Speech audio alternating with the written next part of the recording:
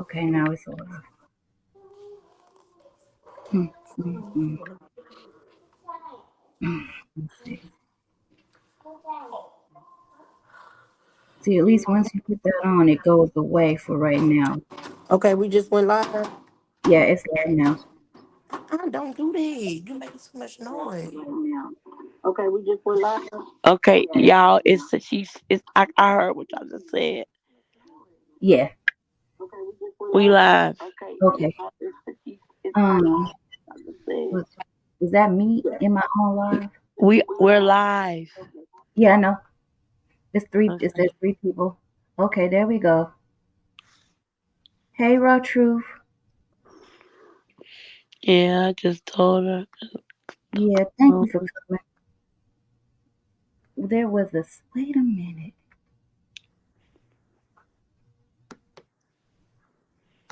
You know what, Eb? You might be right. Can you see the live? Raw Truth, can you see the live? Yes, we're live on the screen. We are on Okay, the there we go. screen. Okay, my phone was taking a few minutes. Okay. Yeah, we are Woo! actually on the screen. Okay. Hey, everybody. Hey, everybody. Hey, y'all. Hey. Thank y'all for coming. We was having a little situation with the do part in the back. I'm not. I didn't know. I did not know that if you change one date, it does not change the second date in the setup of your live stream. So that was my error for not knowing. I do apologize, but thank y'all for being patient. Um. Okay. So you want to say something, Eb, or you want me to go? Um. You don't. I don't want to put you on the spot because that ain't right. We prepared something for y'all because there's so much going on out there in the world today. Um. mm, I'm about to pin the other thing in the group. That's it. And then I'm gonna share your live now. Okay. And that you live. Okay. So, yeah. So we're gonna wait just a few minutes because we had such a terrible little hiccup with the date thing. We thought that it wasn't showing up. We thought it wasn't gonna come on today. It was an ugly situation. If anybody is familiar with StreamYard, they have this new AI thing that makes the words that come on with the date up there instead of a picture or whatever. But you actually have to go on that screen to change that date as well. I didn't know. I thought it was just, one computer wide. But anyway, we are going to get into some twisted crime things today. And at the end of the twisted crimes, there's a little surprise, a little fun. And don't worry, you guys that are in here, somebody who just pops in at the Hey, end raw baby. I'm won't be sorry, able, Steve. oh, you're fine, won't be able to just, you know, jump and come. Hey, Ro baby. Oh, you said Raw baby. Oh, yeah. Yeah, raw true. Oh, no, I, I I had be said calling, Rose. I thought you said Raw. I was like, I be bro. calling the raw baby because she younger than me. So I be like, hey, raw baby. Hey, little sis. Okay. There go Reed, 1957. I see Raw Truth and Hey, Reed. Ray. Uh,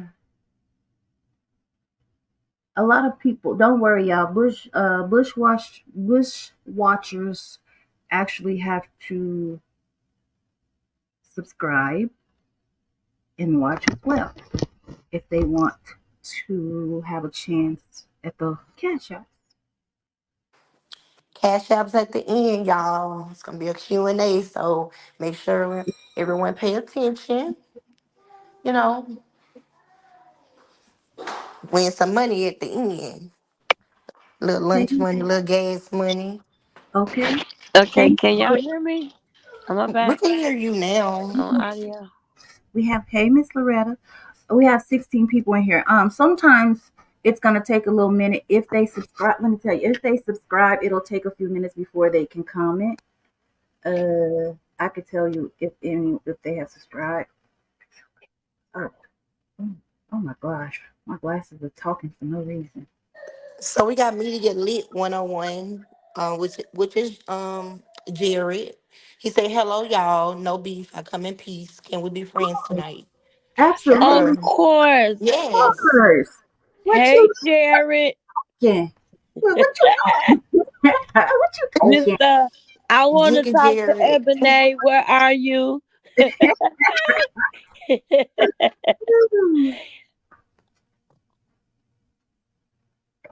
Jared, it's all funny and stupid. And at the end of the day, somebody has to stand up, walk away, and be the bigger person and move along. And plus, we are not the type of people like we don't hold grudges. People know how to let stuff go. You hold all that hate and stuff in your heart, be running around here miserable and mad every day. Who want to live like that? You know? Yeah, and Jared didn't do anything to us personally.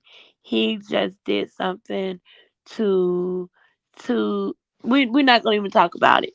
Yeah. You It said was you two come to see. people that three people actually that we, love and support a lot. Yeah, And it did, affect us too because, just to see those ladies, upset and stuff. But it's in the past. yeah, So, we're gonna moving forward, pass it.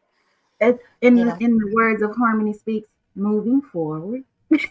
Yeah. Move forward. Yes. Okay, guys, gonna get it started. Let's get it in. Let's get it in. The first one is like only 18 minutes. It's really, really good. Actually, we haven't seen it either. So this is gonna be our first time. And then at the end, it's gonna be some Q&As for some cash apps, baby. Hi, virtuous woman. Welcome in. Everyone, please hit the like button and subscribe and share, please. Okay, he said, okay, good. I love and apologize to them as well. I hope they receive it. I'm pretty sure they do. I'm pretty sure they do. It'll pass over. Just, Yeah. you have been showing like the changed behavior. You haven't, so people look at stuff like that. Well, I do, you know. Change behavior equals change. Hmm. Yes. Hey, Raul. Intentional. Hey, Reed, 1957. Okay, this one is jealousy causes rival team to stab her fellow student to unalive in broad day. Kayla Green. This was an intentional, senseless, and vicious intentional crime which has caused immeasurable pain. This is the story of Kayla Green, a 16-year-old high school cheerleader who was to death in Mount Vernon on April 8, 2022 during a parade to celebrate the boys' basketball team state championship. This death was avoidable. It's a travesty that this young girl lost her life during an unnecessary and violent attack. You're hereby sentenced. She was stabbed in the heart by another 15-year-old who was from a rival team who didn't like her because she was the leader on her team and also because she was said to be doing great academically in school. Wielding attacker was captured on video doing the unthinkable to Kayla in broad daylight during the brawl. Hello and welcome to Twisted Crimes. Subscribe and hit the like button for more stories. This case will be taking us to Mount Vernon, New York. Mount Vernon, New York is an inner suburb of New York City, immediately to the north of the borough of the Bronx. The violent crime rate in the area is 40.1, which is more than 77% higher than the US average of 22.7, making it not a really safe place to live. In Mount Vernon, New York, violent crime is far more common than it is nationwide. Kayla Green, age 16, attended Mount Vernon High School. She was a captain of the junior varsity team. She was described as a happy person who loved to dance. She was really close to her mother and father. Kayla was a beautiful big sister and a special young woman with dreams and ambitions of becoming a doctor one day, according to her family members.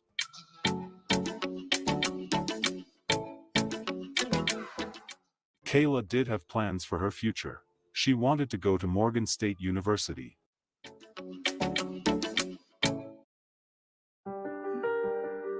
Do you think you'd be happier as a boy? Very much. And my mom would never allow it. That's abuse.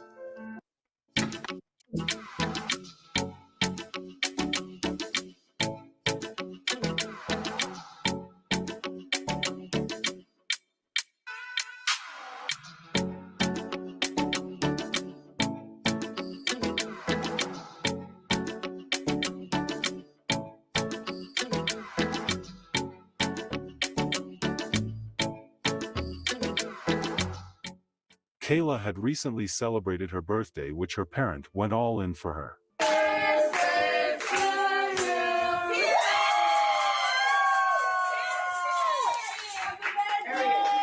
Thank you. In the flesh. Happy birthday, love.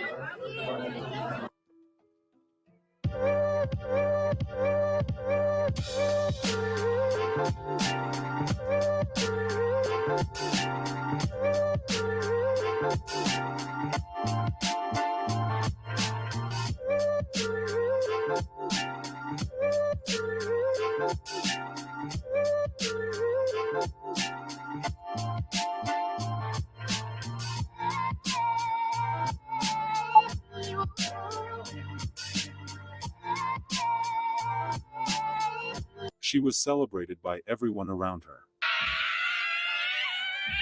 So, thank you so much for coming out. And she's the best baby. Oh, she's the best baby. She's my captain. Not far away from that day, Kayla and her best friend went to celebrate the parade of the Mount Vernon High School winning the championship.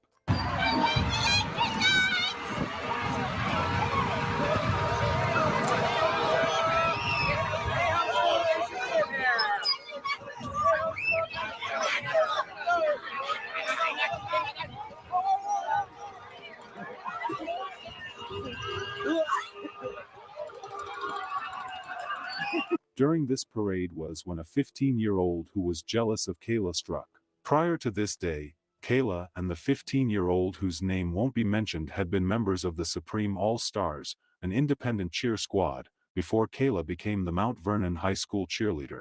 Kayla went ahead to become a captain of the junior varsity team, which the girl never liked, plus Kayla was really doing well academically. So during this parade, she spotted Kayla and somehow a brawl broke out. Without thinking twice, she stabbed Kayla in the chest and also stabbed her friend who was trying to shield her in the leg. Upon seeing this, they called for help, but for some reasons there was no ambulance in the area to transport her to the hospital. On the parade site, which involved hundreds of teenagers, there was only one police officer on scene. He eventually put Kayla into his car and transported her to Jacobi Hospital in the Bronx, where she died from her injuries. Police in Mount Vernon were able to identify the suspect from a handful of videos that captured the attack. The 15-year-old was seen looking mean and ready to kill in some of the videos. She was then arrested and she pled guilty to manslaughter. 16-year-old Kayla Green, the captain of her Mount Vernon High School junior varsity cheerleading team, was stabbed in the heart during a parade last April.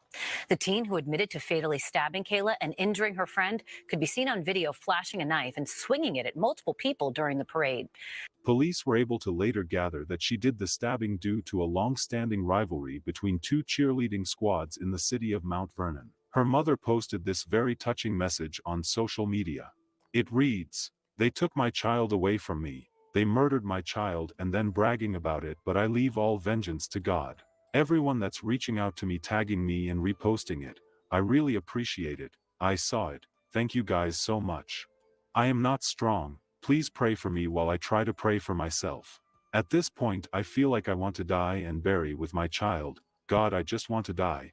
Please take me with her. She was only 16 and they took my baby away from me. I want to die right now. I don't even know how to say rest in peace to my daughter. This feels so unreal. God, why me? Why me, Lord? My daughter don't bother people. Her mother don't bother no one. Heavenly Father, why me? I just want to die." It was a really sad moment when they were bidding her their final goodbyes. Today, the Mount Vernon community is saying its final goodbyes to Kayla Green. She was killed just over 3 weeks ago after a celebration in the city. News 12's Emily Young was there for the emotional service. We come to give God some glory for her life. Come on, as short as it was, God. Come on, we come to celebrate the life of this little child. This is why I stopped shopping on Amazon, and you should too. Don't spend another dime on Amazon until you watch this first. Watch this. Macedonia Baptist Church in Mount Vernon, packed with friends and family of Kayla Green, who all came to say a final goodbye. We cannot allow Kayla and the hurt and the pain and the agony from her loss to be in vain. We must confront bullying in school, at work, at home. A whole city in mourning. We always tell our young people, do well in school, become involved and engaged, pick good friends, do the right thing. And everyone, Kayla did each and every one of those things. An A student, an honor roll student, junior varsity captain, a graduate of the Mount Vernon Youth Police Academy, involved in the Youth Bureau, a loving daughter, a role model as a sister, a niece, a cousin, a friend. I cannot make this situation good for the family. They're gonna hurt a long time. But what we can do in Kayla's name is put a mirror in front of our face and say, what are we doing to stop this? The entire cheer squad, as well as the basketball team, also in attendance. All of you that were cheerleaders with her, y'all gotta finish Kayla's journey. Things didn't go well in court as Kayla's family wanted when they found out the defendant was sentenced to just 3 to 9 years depending on her behavior in a juvenile detention. Holmes County, a 15-year-old cheerleader who pleaded guilty to manslaughter in the death of another cheerleader, learned how many years she's going to be spending behind bars for stabbing 16-year-old Kayla Green last spring in Mount Vernon. News 4 investigative reporter Sarah Wallace has details and what the now convicted teen had to say in court. My family is broken, and our heart will never mend from the loss of my daughter. Outside the courthouse in White Plains, anger fueled by pain. The family of 16-year-old Mount Vernon cheerleading captain Kayla Green reacting to the sentence imposed moments before on a 15-year-old girl who pleaded guilty to manslaughter in December. This death was avoidable. It's a travesty that this young girl lost her life during an unnecessary and violent attack. You're hereby sentenced to an indeterminate term of imprisonment, which shall have a minimum term of 3 years and a maximum term of 9 years. This is a juvenile offender sentence. The 15-year-old, who we are not identifying because of her age, admitted stabbing Kayla following a school celebration last April. Another girl, 16-year-old Denise Simpson, survived after also being knifed. She gave a victim impact statement today, along with Kayla's family. This was an intentional, senseless, and vicious intentional crime which has caused immeasurable pain.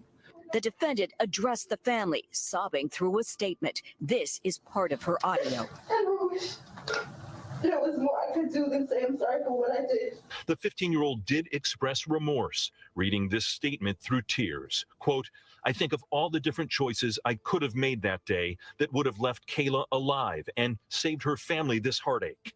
But that is why everyone is here today, because I made bad choices. Hopefully, with our client sentencing today, the healing process can begin for the victim's family and for the community, most specifically for the city of Mount Vernon. Kayla's family not buying the girl's apology. 3 years for a murder is nothing. That's nothing. We had to go to visit a grave to see my niece. And meanwhile, there's a young woman that in 3 years will be outside skipping. Every party, every system failed. We had a young lady in school wreaking havoc in the Mount Vernon school system. They were fully aware of what this woman, this young lady was doing inside of that school, and it was a danger to every young person who was in that school, and they did nothing. The family's attorney is vowing to hold school officials and others accountable. The 15-year-old will remain in a juvenile detention center until she's 18. Depending on her behavior, she could be released without ever serving time in state prison. Her mother had this to say. Away from us, her family, her siblings. We are broken. We are broken mentally, emotionally, and physically. Justice! Justice! Justice! Justice! What good for one, good for both. Justice! Justice! It is important that justice is served in its highest degree. If it's not, other people will think it's okay to intentionally attack and murder another 16-year-old. If not held accountable, the next Kayla might be your granddaughter, your daughter, your niece, your cousin. Any form of injustice is no justice at all. Thank you. She decided to sue the city for negligence on their side. The Mount Vernon family is suing the city and school district after their daughter survived a vicious stabbing. Teenager Manice Simpson had serious injuries to her arm and back, and her best friend Kayla Green was killed when another teenager girl attacked them from after a basketball championship event last year at City Hall. You should have planned better, city. You should have had more cops on the scene, city. And these people who are running the city should be held accountable for this. And just her everyday life it's been a living hell. Monday.com is the best way we found working together as a team, and we move mountains with it. The lawsuit claims there were many red flags about the troubled attacker, but schools and police failed to safeguard the victims, it says. Both the city and schools declined to comment pending litigation. A vigil was held in honor of Kayla. Kayla was such a happy girl, always smiling, always happy. You know, you'll see Kayla dancing. She did not deserve to die like this. It was a sea of pink and white on the steps of Mount Vernon City Hall. Friends, loved ones, and coaches gathered to honor the life of 16-year-old Kayla Green. Kayla's mother, Laverne, watched on. Kayla was a beautiful big sister and special young woman with dreams and ambitions of becoming a doctor one day. She was a cheerleader, a captain, an inspiration. Kayla's aunt spoke on behalf of the family and gave a call to action to parents in the community. Parents, talk to your kids. Talk to your kids. Get involved in your kids. Get in their business. Our families are suffering. And they're not suffering from the hands of other people. They're suffering from the hands of us. Jacob Sherman was Kayla's co-captain on the JV cheerleading team. They would walk home together after practice. The vigil, hundreds of balloons released in the air as the community begins to heal for a teenage life lost way too soon. A year later, Kayla's mother did not give up on her daughter. She kept trying to get a proper sentence for the person who killed her daughter. Daughter, once again, her killer get out in 3 years to live her life, to have family, to have a career. My daughter will never see that. I will never see my daughter again. My daughter will never have a future. She will never have family, nothing.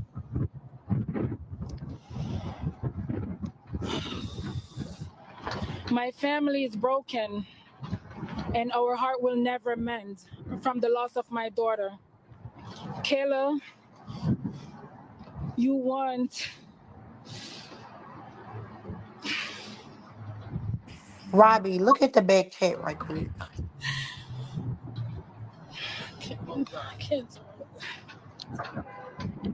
She still hasn't given up till date, and we do hope she gets the proper judgment Kayla deserves. Her best friend was really hit by the crime too. He could not stop posting about her on social media. Dearly. Couldn't make you stay. A golden heart stopped beating. Hard-working hands at rest.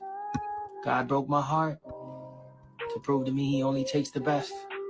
Keep this TikTok going for anyone in heaven that you've loved and lost, and keep in your heart.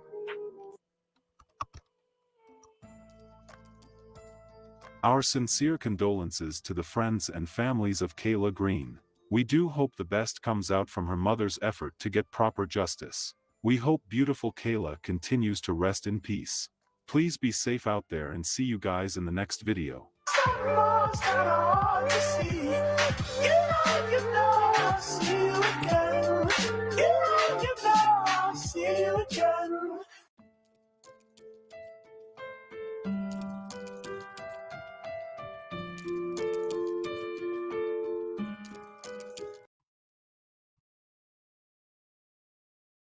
I like that.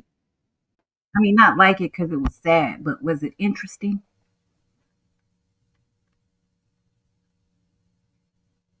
I think. Yeah, yeah, it was interesting and it was very sad. How that young lady lost her life, and she had so much going for herself. She was still in school, making good grades, captain of the cheer team. She had dreams, goals. You know what I'm saying? And her life taken away because somebody was jealous, envy, jealousy and envy. Yeah, and the thing about this video is it's a click into what's going on now. It's a this oh, I can't tell when it happened. But it's a click into what's currently going on, and that it's how much worse it has how much worse it has gotten, and how much worse it's getting. You know, um, I know a few children who went to school with my kids who didn't make it, you know, because of just children wilding out. I'm gonna call it wilding out. Mm. It's just it's sad. I mean, it's sad. It's like, what can we do to help our children? Yes, and the little girl went as far as stabbing her. I mean, what happened to like fighting, which they shouldn't be doing that either. But she she was really trying to hurt Kayla. You know. Right. Mm-hmm. What do you guys think about the video, the chat? What do you guys think about the video that we just watched? Does anybody have anything to say? They Robbie. been commenting. They've been saying that it was sad, that it was messed up. Hey, Brittany Davis. Hey, Cherie. Hey, Dreamy Boo.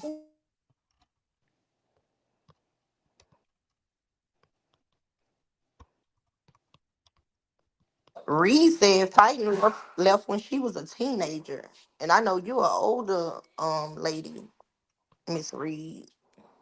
Yeah, they don't. Yeah, they definitely don't fight no more. Is that what she said? Yep. Yep. Yep. She said she think it was premeditated. Reed. Well, I mean, I can't say of course, but it appeared that way because of the fact that she took that weapon there, you know, then found her out in the crowd, and like, why? Here's the question: why were you so unhappy with life that you wanted to do that? Didn't your parents ever teach you it's okay? It's not the end of the world. Just enjoy what you have. If you don't get that, go find something better for you. As Ebony says, what's for you is for you. What's not is not. Don't worry about it. Move along. Right. And people need to teach their kids that, because I know I tell my kids that I one thing about me, and I never had like a jealous, like I don't know. I don't want what others have. I be happy for people, and I pretty much been like that since I was a kid, as I can remember, you know. So yeah. It's like, whatever happened to teaching them that competition it's just, it's just that. Move along. It makes you stronger. It makes you better. What happened to that? But, um, okay. Whew. Let me tell you. Look, let me tell Reed you. said, watch about her age. Okay, Miss Reed. I I got you. tell you. Oh, shucks. We ain't, yes, ma'am. We ain't mad at you. We be doing the same something. Listen, I pray to get older, I pray to get there. But let me tell you, with the way these youngers is acting now, oh Lord, I hate that. I am such and such years old because I don't want nobody to think that I am as off in the brain as these younger ones. No, ma'am. Yeah, I know you are, Reed. I'm sorry, Robbie. I know you are, Miss Reed. Yeah, Okay. because they wild, Robbie. They wild. Okay. 27. Okay. Part two, yeah. Part two, second part three, and then the fun. Hey, Robbie, Yes, ma'am. did you read the did you read the Oh, the back chat? yeah, really quick? Oh, yeah. I was saying it doesn't. It's Yeah, that's that one. It's up to y'all. What y'all feel like? Yeah, the second one. Okay. So Okay. Okay. okay guys, the second one we about to watch is only 8 minutes long. Okay, this is another story. It's only 8 minutes long, but guys, please pay very um please pay attention to everything because these will be part of the Q&A, the 8-minute video that we're watching. So the questions will be based off of the 8-minute video that she's about to play. This is a total different story. Yeah. Hey, Sharice. Hey, Ro baby. Hey Tay Hey, baby. hey, Hey, Tay oh, I didn't baby. see you down there. Hey Ro baby in here too. Yeah, Ro baby in here. Cherie been in Hey, here. hey Brittany. Cherie. Okay. Look, Hey Ro baby. I summons Row Baby up. I was calling Row Baby before Row Baby got in here. Yeah, but you was saying raw baby. And I thought you was saying raw baby. Yeah, I had said Row Baby because I thought Drika had said You Creepy. Yeah, thought that's she what I said be raw calling baby, but raw. she said raw. Yeah. My bad. Okay, so yeah, the 8 minute one now is gonna be like the one that you guys need to pay attention to the most, because right after that, Robbie is gonna lead into with the questions, and whoever answers the question first, you guys know how it go. That will be the one who get the cash out. The first question is like a $5 cash out. Second one, 10. Third question, 20. And then you drop your cash app. Whoever get the answer right, they drop their cash app in the chat, and then I'll send it to you then, and then you give me the thumbs up, letting me know you received it.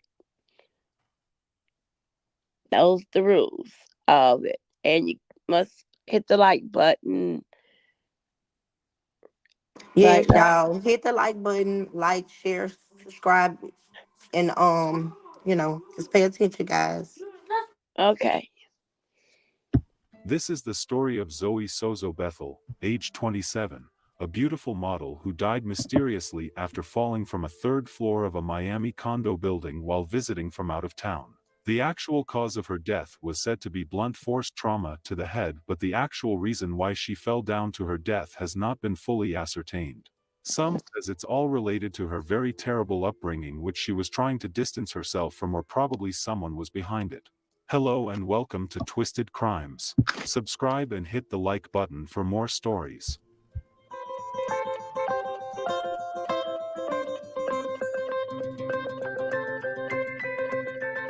She is beautiful.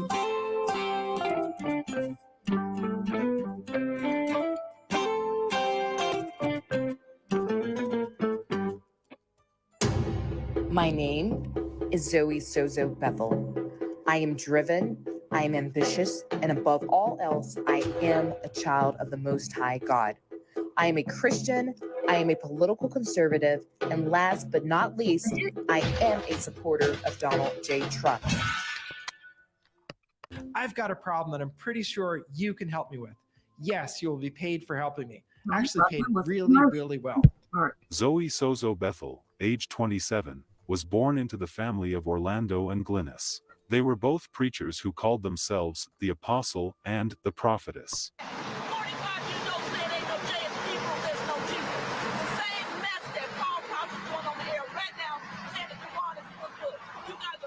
They had some sort of weird style of raising their kids. They took their kids all over the South, having them participate in inflammatory homophobic rhetoric and wear t-shirts reading "God hates gays" or "God hates whores."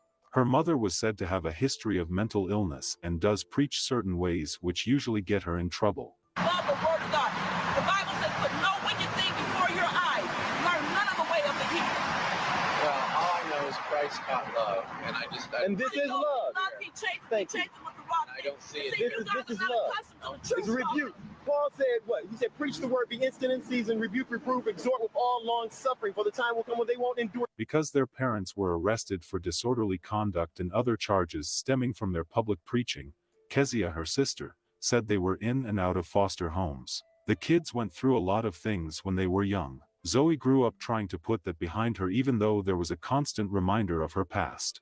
She was still a believer, but in a different way than her parents.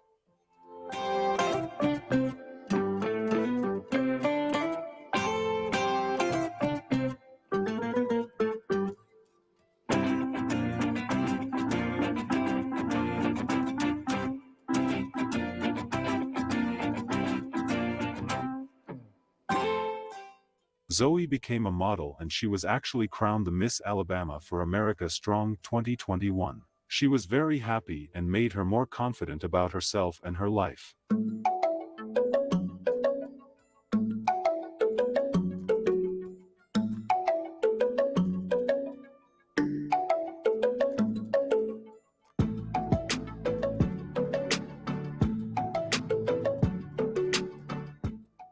Zoe, a mother to a 5-year-old from a previous marriage, became a political commentator for RSBN, a brand ambassador for Turning Point USA, and Liberty University's Falkirk Center.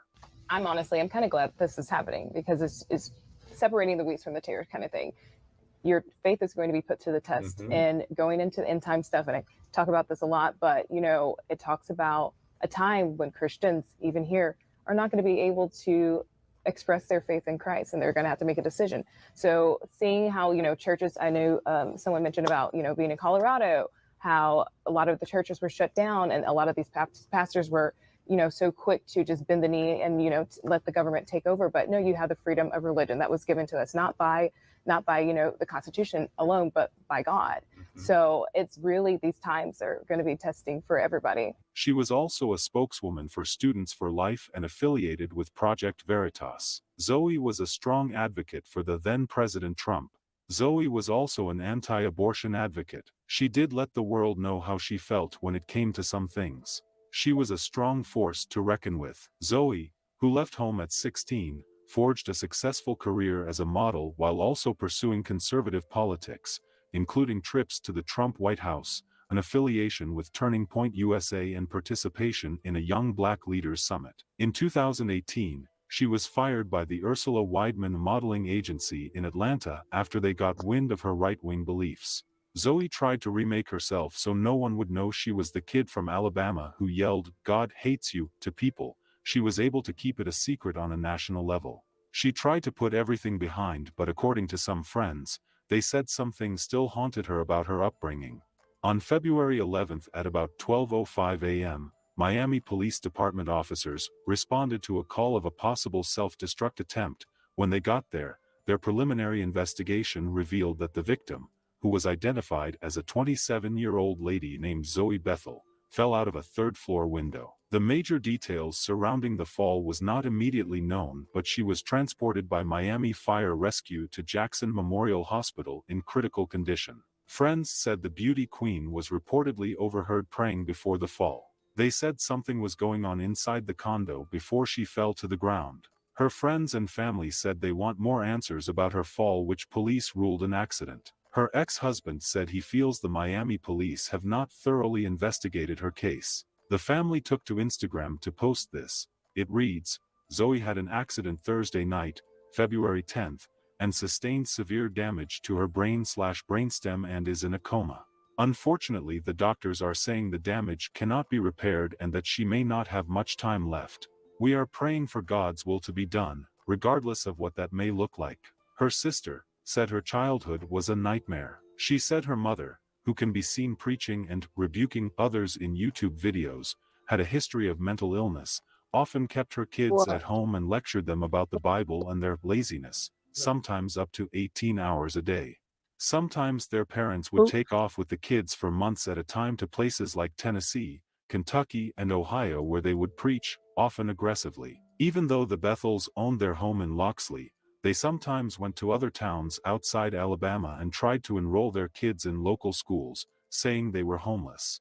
At the same time, they had their kids walk into the schools, wearing t-shirts with inflammatory slogans and passing out religious materials. He also said he thinks there was some kind of dispute between them, Zoe and her brothers, but the police did not really look into it or talk to possible witnesses. On Friday, February 18, 2022, at approximately 5:30 a.m. Eastern Time in Miami, Florida, our beloved Zoe Bethl passed from this life into the next as a result of succumbing to her injuries, according to a post that was made by her family members. According to an autopsy report, Bethl died from complications of blunt head injury, and the police said the manner of her death was accidental. This was a tragic accident, and no foul play is suspected.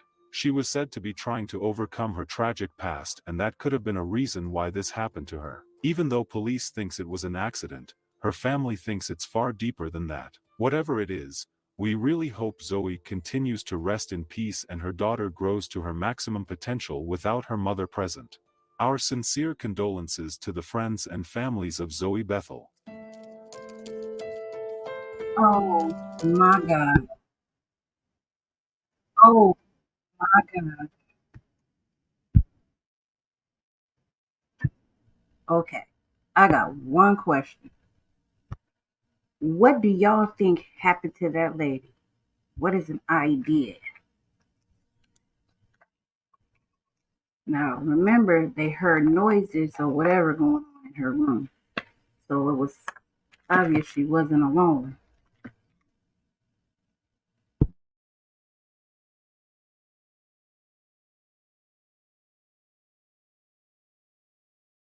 Ooh.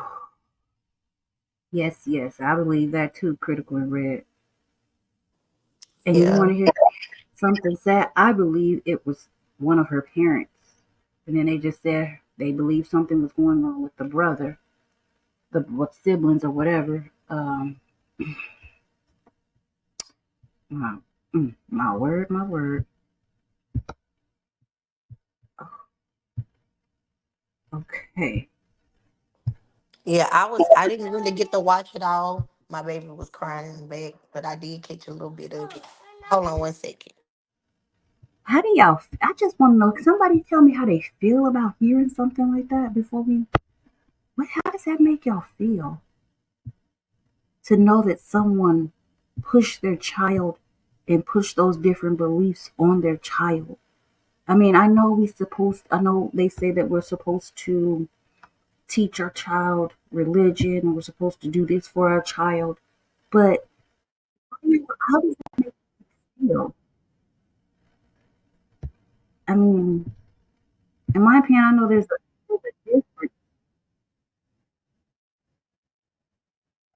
difference between teaching them and then being extreme when teaching them, or evil or satanic. There's so many different variations. And it's, yes, it is sad. I mean, there's so many different variations in this one video about parenting. Absolutely. And then it's like, what happened? What happened to someone protecting the children? If they knew this about these parents and they seen these kids doing certain things and for the parents doing certain things, like where was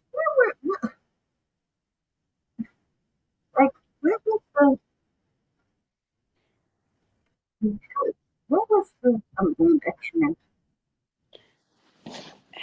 Hey, everybody that's coming in. Hey, Shelly Critical. Shell. Shelly. Truth in the City. Thais. Miss Lynn. Hey, everybody. Dreamy. Did I don't know y'all if see the questions that I thought of too in the back? yeah, but I go back there and answer what I just asked you. Okay, wait a minute.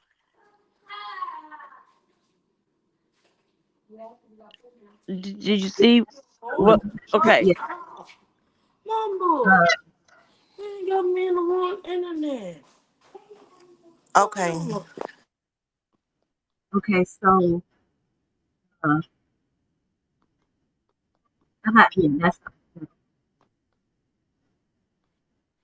let's do that one since I already said my done that. Looks like I'm gonna make when I'm done,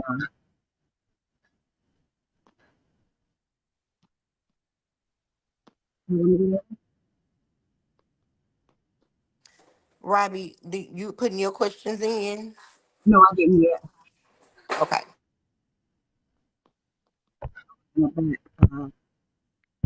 Okay, yep, I got your answer. Okay. Wait a minute. I'm putting something in there now. Did you see what I've just put in there? Right, great Answers. I put two things in there. I put what you asked me, and I put, when she, Yeah. Okay, that's a good one. Let me see what I got. Why didn't y'all wash those off first? Yeah, okay. And for one of them, I have the ones. I see. More specific to. But what okay? I see what you said. No, I but, didn't do that. I didn't put none in there yet. I'm gonna give you. Okay, I see what you said. They took something. Okay, well, while Robbie putting her questions in, if you want to go ahead and ask the questions so they won't be waiting, maybe. Okay. You're gonna have to watch the chat to see who answered the question first. I'm watching the chat. Okay. So, let me see what the first question should be. Wait a second. I think those should be what you was doing. What, $5, Yeah, $10, so $20? $5 one is gonna be the easy question. Yeah. Okay.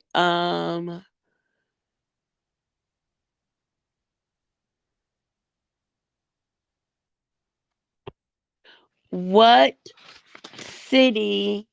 Okay, here's the question, guys. What city and what floor did she fall from? What city was it and what floor? Yeah, but I don't know that answer. I know that. You gonna be watching the chat? Wait a minute. I put it in. I said, no, I told you to be watching the chat, and you said okay. No. You didn't tell me the answer to those questions. You didn't tell me So those questions. you'll see who got the right who wrote it in the chat first anyway to check. I know, but I don't know. I wasn't watching the whole video, so I don't know the answers to the two questions. Oh, you wasn't watching the video?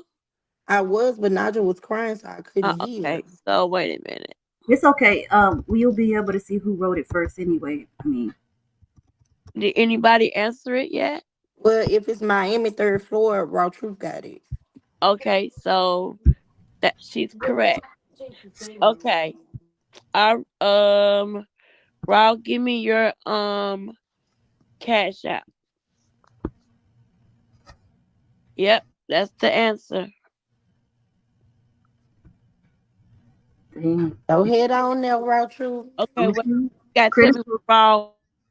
Yeah, critical was number 2. Yep. Go. Okay. They got some competition going. Mm-hmm. Matter of fact. Mm-hmm.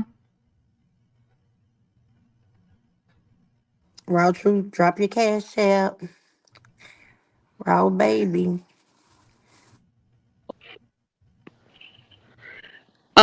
I'm sorry. Are you there? Yeah. Yeah, We. I can hear That was the you. call that came in. Okay, so I'm gonna go into her thing and find her. What is her? Tell me what her She haven't dropped it yet. So we're gonna move Oh yeah, on. we can wait. They can do We it in the can back wait. check. Oh yeah, we'll do that later. That's right. We'll do that later, Raw. Okay, so Yeah, they the don't put second, down here. They can put it directly to the yeah, thing. okay. The second question, Robbie, go ahead. Okay. I'm gonna do this for the $10. Well, I don't know what the next number is, but what is it before I say it wrong? It's 5, 10, and 20. Okay, so for the 10 is 2. Um, For what 10 for is 2. Wait. You said it's for two the it's two yeah, it's 2 answers for this one. You want me? You know what I um want to be talking about? um I'll show you.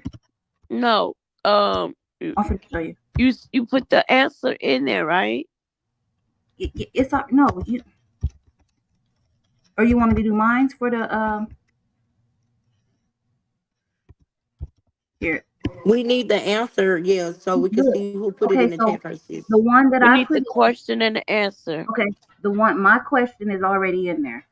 And I didn't know if you wanted to do yours for that I was going to do that one. That see the two answers that I put in there, and then my question.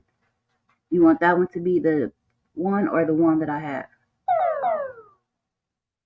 I don't know what you're saying. Okay, Which so one do you want to be the $10 question? I think that's what she asked you. yeah,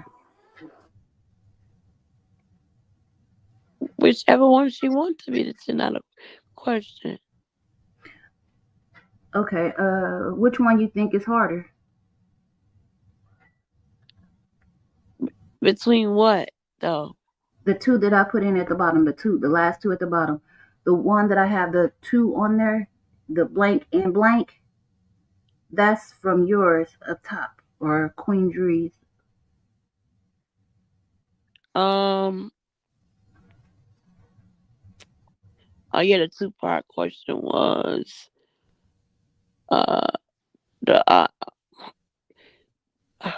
I think that last question you just put in the chat, Robbie, is a hard one to me, I guess. For it, like, because they had to been listening to and paying attention for that. Okay, for the for this being the answer, for that being the so answer. yeah, and then the other Yeah, one Robbie. I Yeah. didn't. Okay,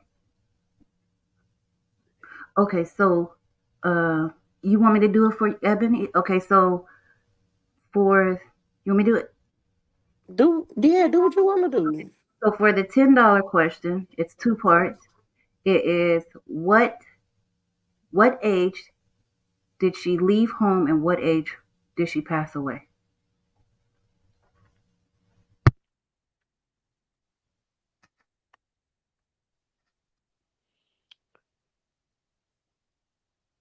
Come on, y'all. Y'all got it. Come on.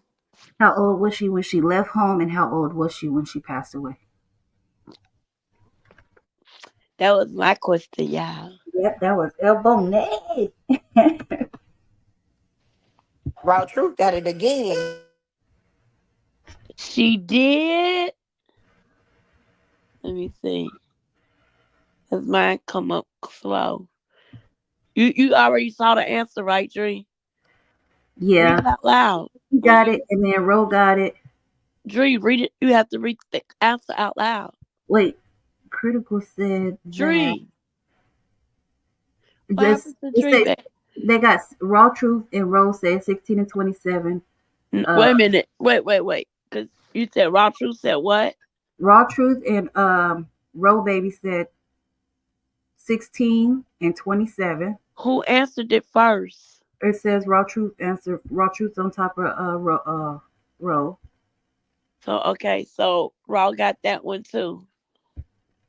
I'm verifying. Oh, you already did that one. Cause Who? I was wondering because Okay, Who I'm said back. something about verifying? that was me. I only said that because Critical said 28, but I think that was Drika question. So No, Drika it's not. was It's not. 27. It wasn't. It was 27.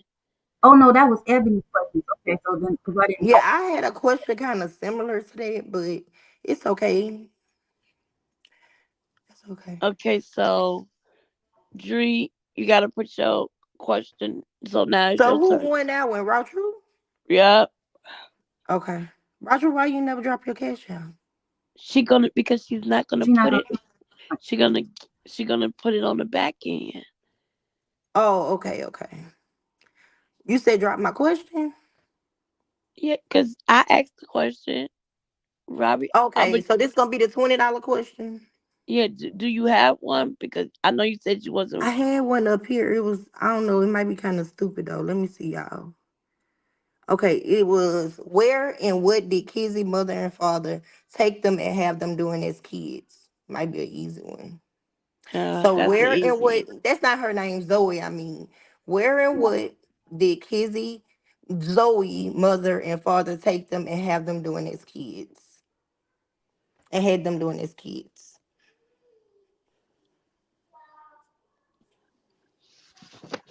Because in the video, I know when I was watching it at first, they say they took them somewhere and had them standing places doing some Wait a minute. You things. just gave the answer. No, I didn't. You you said you read what now?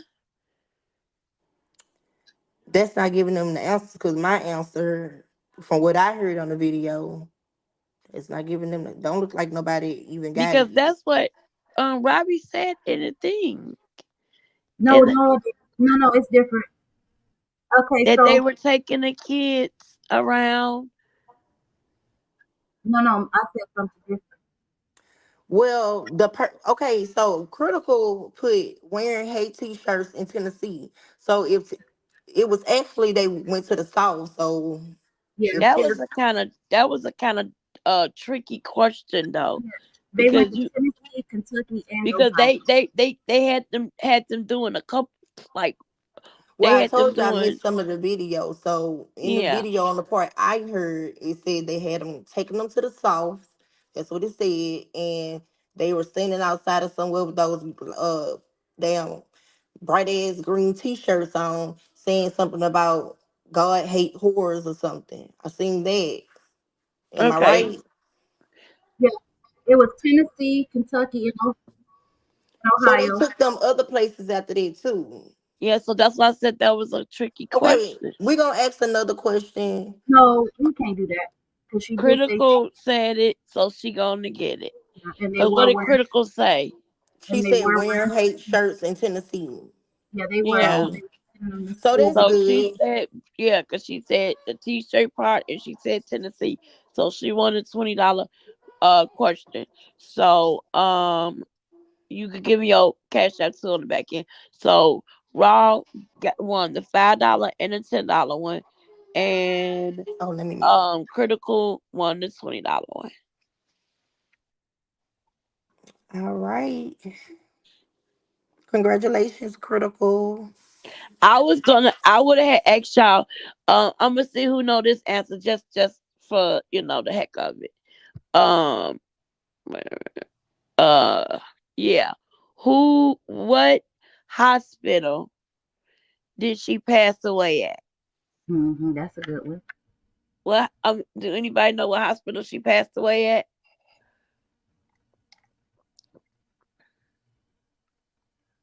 Oh, I am that somebody said they took them to the school and had them wearing racist shirts.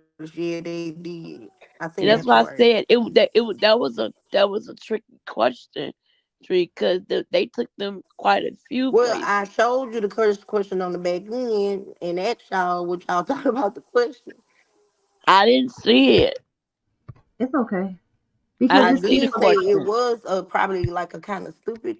Like I really no, didn't it's like the okay. question, but I was thinking of something because I wanted to make up a question. But it was a good question though. It wasn't stupid, Dre. Don't say that. No, it wasn't stupid. No, it was a It tricky just question. had it was a tricky question because it had multiple answers.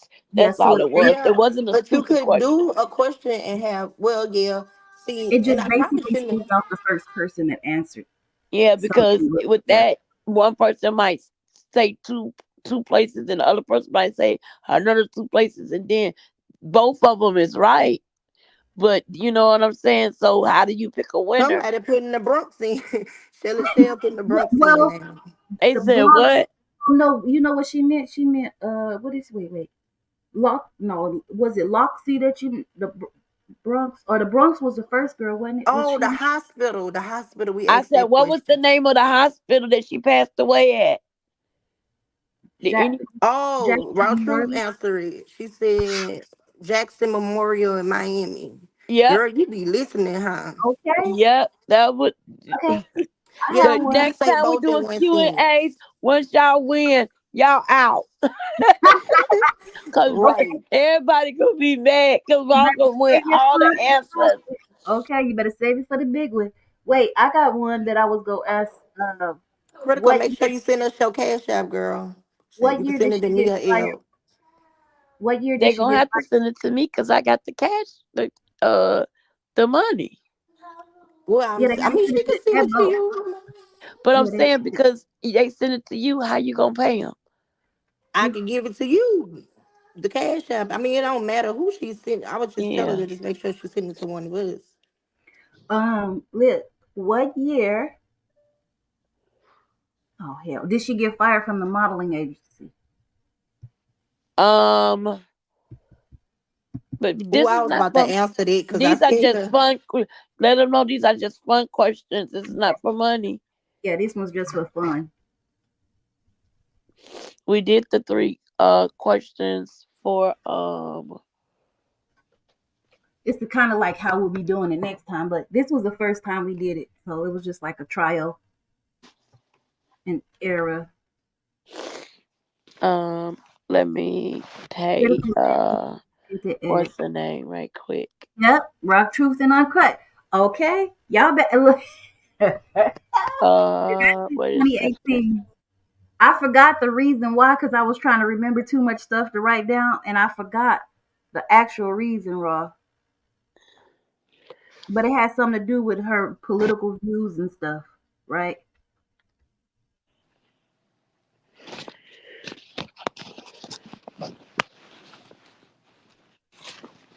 Where do you put? Let me Raw see. Truth gonna be in timeout. Raw, you gonna be in timeout, girl. Talking about baby, God is the great I am. Get the hell up out of here. What Oh, they say? they know who that What is. they say? Wild Uh, copycat. yeah, Copying off of Ain't who? no, they ain't nobody no copycat because I was the originator of this cash app question thing. and the I real was. crime thing, and the I real just did it crime, on somebody else's panel. and I was the also originator of the cash app question thing. Oh, real crime. okay. And So also Thais, twisted crimes. It's not Yeah, real true crime. crime. I'm sorry, Twisted true crimes. crime. I was the original one of that. I gave the twisted crime idea, and I was the one that always did the cash app. Y'all cause know Amber Show the ain't if people. y'all that's who No, y'all talking ma'am. about. She No, sure ain't ma'am. give y'all a Hear me, look. damn Dree, dollar. don't, Okay. don't. And it was my idea. Y'all know I did those things. We're not gonna even bring that person name up. We're not even gonna get that person no type I of got him. I got him. motion at all Can over here. We having fun. And see how you see how shit go? We have fun. You ain't even gotta bring up a motherfucking name. And they still my come mom? over That's one of here her with little mutts behind bullshit. that page. That's Yeah, I her need to one of her little mutts. let me go. I need Y'all see? We over here not saying nothing about funky hoe. And we over here having fun, and people still come over here with bullshit. I don't know who it was. What was the name? They putting God in this. God is the great I am. That was their name. Yeah, it's Yeah. still on the screen. Dree, can you click on the? Yes, ma'am. I'm asking you to click on the other one. I'm the one who clicked on it. So this could be on my live just in case they delete their comment. It's still gonna show up. Yeah.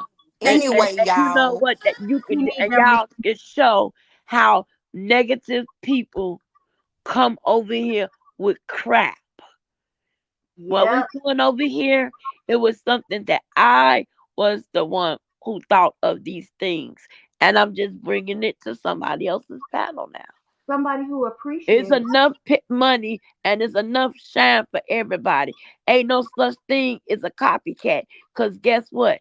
Other people has done this before. Because the original Cash App thing I did was a Cash App, virtual Cash App baby shower for Kevin and his wife. If y'all remember, those that know. So I don't even have to Thousands of people feed that's in that shit. on YouTube that's doing it. Go tell them that. It's so many people that do this stuff. Ain't no such thing as a copycat. My Brittany. Yeah, because everything that somebody do, somebody has already done before. It's always that somebody that has done before you. Everything.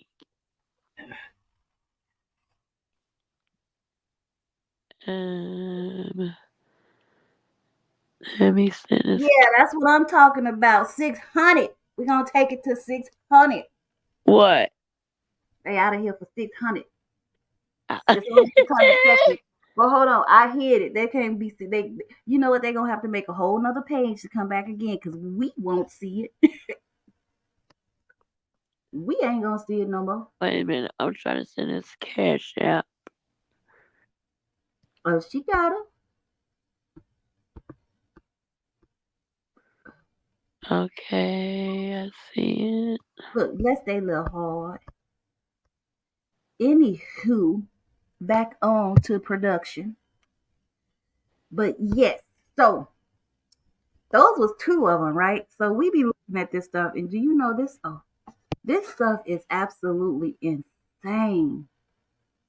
But y'all could keep on watching because guess what? We support Robbie, and that's what it's gonna be. And it's gonna be more of this to come. You might come over here one day and a $50 cash out be given out. You just never know. Okay. Okay.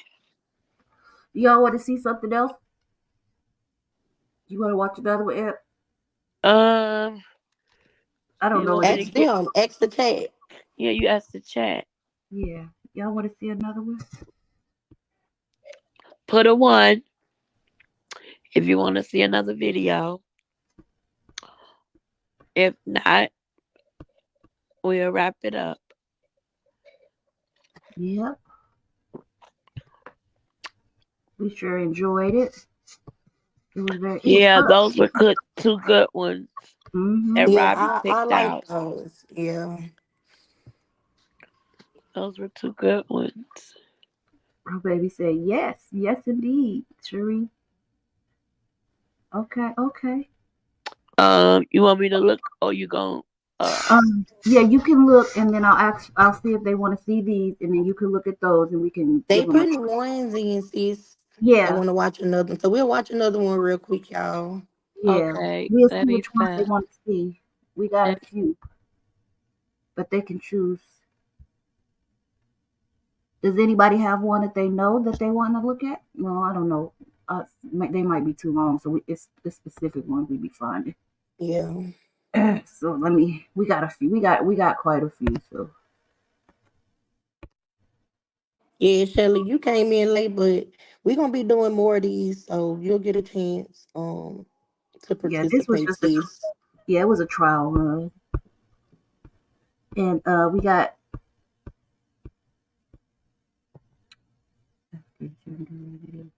Ooh, what about this one? After the gender reveal, After the gender reveal. I think I've seen it before. Or no, okay. That was about the girl lying to the dude about being her baby daddy or something, I think. I have one after the gender reveal. One, the family actually caught him, or the family was the lead of the investigation, basically. How long is that one? Ooh, let me see. What the family found him? Let's see. Oh no, we're not watching that one. Not today. That one like 47, 48 minutes long. Yeah, that's going, yeah. And the one for the gender reveal. Oh, both shot while sleeping, but the police can't figure out until. I'm so mad my Wi-Fi keep cutting off and on. Oh.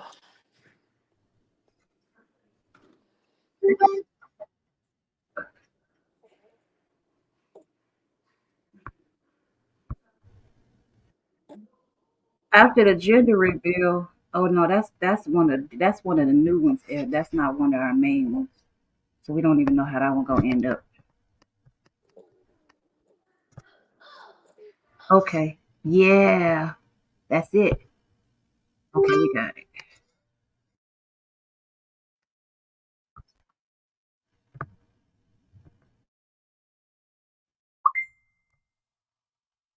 Okay. Robbie. Yes, ma'am, I got it. Okay.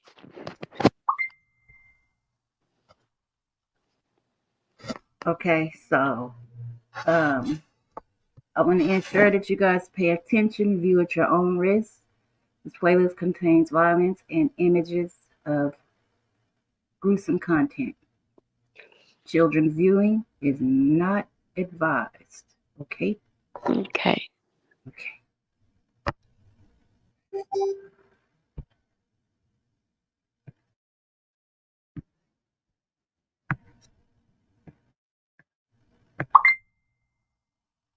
Okay, I already started watching.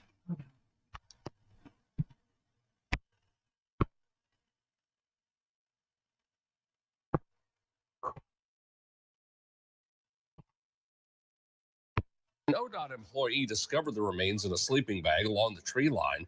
More of his remains were discovered along I-75 near his apartment in Michigan. Tomorrow will mark the 5-year anniversary of the gruesome murder of a Melvindale man. The woman accused of killing him is now one of the most wanted fugitives in the country. This is the story of David Carter, a 39-year-old man who was brutally killed by his girlfriend, Tamara Williams. His remains were found dismembered with a sleeping bag found containing some of the missing body. He was in love with someone who turned out to be his worst nightmare. Hello and welcome to Twisted Crimes. Ooh. Subscribe and hit the like button for more stories. Let me say David this Carter real quick. grew up Let me say this. Ed, look at the one that's in the thing. That's a good one too. But we're gonna watch this one because we already started, but that's another good one. That one is something. The one that's in the what, Rob? In the chat. You just put something in there. It was I had already put it in there. Well, somebody else did. Okay, all right. Yeah. Okay, here we go. Sorry about that, y'all. And lived he worked at the Magna seeding plant, which was likely a big part of his daily routine. Unfortunately, there isn't much information available about his childhood or education.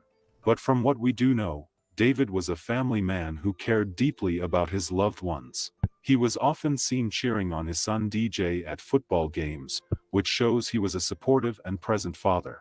David seemed to prioritize his family and was likely a regular face at local events and gatherings. Despite not knowing much about his early life, it's clear that David was a dedicated family man who enjoyed spending time with those closest to him. David Carter's son, DJ, was a teenager who was really close with his dad. They did a lot of stuff together and had a great bond. David and DJ's mom, Samia, broke up in 2014, but they stayed friends for the sake of their son. They wanted to make sure DJ was taken care of and had a stable life, even if they weren't together as a couple anymore. David and Samia put their differences aside to be good parents to DJ, and that's something to be respected. DJ was lucky to have a dad like David who was so involved in his life. David was a stand-up guy who always put his family and job first. He was a kind and caring person who was always there for those he loved. If you needed help or a listening ear, David was your man. David and Tamara went way back, meeting in high school. They reconnected years later and started dating in March 2018. It's clear they had a strong foundation of friendship before things turned romantic. David was a loyal and dependable partner, and Tamara was lucky to have him in her life. He was the kind of guy who would do anything for those he cared about. But fate had decided something else for him. David Carter and Tamara Williams started dating in March 2018, after reconnecting at a party. They had gone to the same high school, so they already had a connection. Tamara had a career in healthcare as a phlebotomist and also worked as a travel agent. She had kids of her own, too. As David's partner, Tamara was pretty involved in his family life. She was spotted at important events, like his son DJ's football games. She was making an effort to be part of David's family, at least in public. It seemed like they were building a life together, and Tamara was becoming a significant part of David's close-knit family. But something was happening in the shadows and no one knew it. David Carter's family and co-workers started to worry when he went missing in late September 2018. The last time anyone saw him was on September 28, 2018, at his son DJ's football game. He was there with his girlfriend, Tamara Williams, but people noticed they seemed to be having some issues. There was some tension between them, and it was pretty clear they were having a rough time. After that, David just vanished. His family and friends were left wondering what had happened to him. It was like he just disappeared into thin air. They started searching for him and trying to piece together what might have happened, but so far, there was no sign of David. David's disappearance first raised red flags when he didn't show up to work for 3 days straight after the football game. This was weird because David was always a reliable guy who showed up on time. He worked at the Magna seating plant in Melvindale, Michigan, and his coworkers knew him as a guy who got the job done. So, when David didn't come to work for 3 days in a row, people started to wonder what was going on. He wasn't the type to just skip out on work without a word, so something must have been seriously wrong. His family and friends started to get worried, and that's when they realized that David was missing. David's sister, Tasia Carter Jackson, got worried when he didn't show up to work for a few days. She decided to check on him and see if he was okay. She and some other family members headed to his apartment to see what was going on. They were concerned because David wasn't the type to just disappear without a word.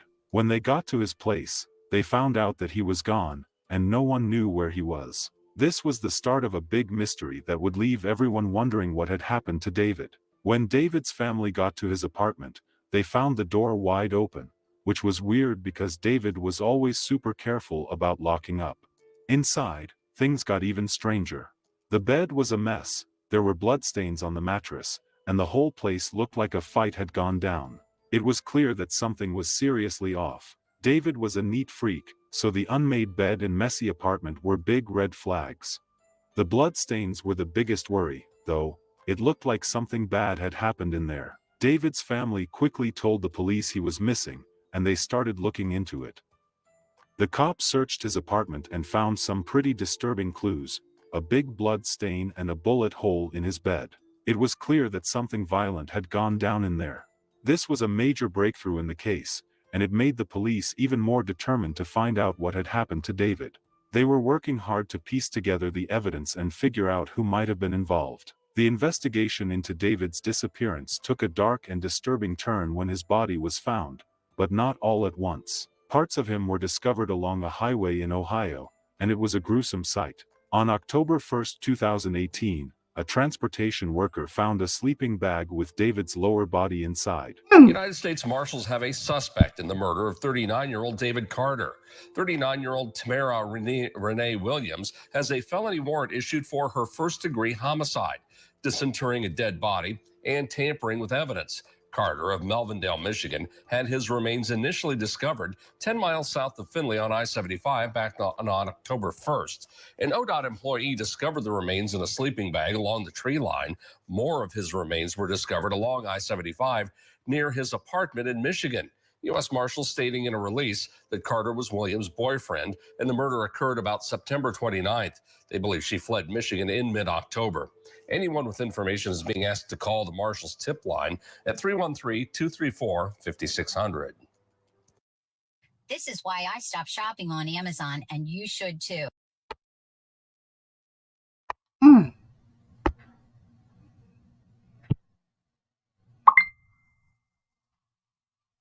Start playing with us now. Sorry, y'all. Experiencing interruptions. Don't spend another dime on Amazon. The search for a missing man from Melvindale comes to a tragic end. David Carter seemingly vanished Sunday, but tonight his body has been found. 7 Action News reporter Allie Hoxie just talked to his family, joins us live from Melvindale with more. Allie? Well, David Carter's father says that the police chief asked him to meet here at the Melvindale Police Department around 4:30 this afternoon. And when he got here, he got the heartbreaking news that his son is dead. They told me that he was gone, and it got to me. 16-year-old David Carter Jr. says he and his father were like best friends. They used to go to the movies and go bowling together, something he'll never be able to do with his father again. My father has always been there for me, like always, no matter what is going on. But for this to happen to him and not be with us today, or for the rest of our lives, it's going to hurt us. This afternoon, Melvindale police searched David Carter's apartment with the help of state police. We are told police were also at the apartment yesterday. We have yet to hear from investigators if this is a homicide investigation, but the Carter family says they have been in touch with police. I'm sorry I can't tell you everything because it's still an ongoing investigation. Now a new reality is setting in for the Carter family, a life without David. You see these things on TV, but you never think that it would ever happen to you, to your family. But unfortunately, it has touched mine. We did reach out to... It was cut up and dumped along a highway, and it was clear that something sinister had gone down. At first, they didn't have any direct evidence linking Tamara to the crime, but her shady behavior and proximity to David when he vanished made her a prime suspect. The investigation started to focus on her, and it was clear that she was hiding something. It was like the pieces of the puzzle were starting to come together. Tamara took off, which only made her look more guilty in the eyes of the police and the public. It's like she had something to hide. If she was innocent, why wouldn't she stick around and cooperate with the investigation? Her decision to flee triggered a nationwide manhunt, and she's been on the run ever since. Tomorrow will mark the 5-year anniversary of the gruesome murder of a Melvindale man. The woman accused of killing him is now one of the most wanted fugitives in the country. 7 Action News reporter Tiara Broderick spoke to the man's family tonight in a search for justice. David Carter was last seen alive here at Harper Woods High School. He was attending a football game with his family. It's been 5 years since he was murdered. The woman suspected of killing him is his girlfriend, Tammy Williams. Police haven't been able to find her. I just pray that, whoever is helping her, turn her in. David Carter's father, Elton Carter, says details of his son's murder came flooding back this week after he saw Tammy Williams' name in the news again.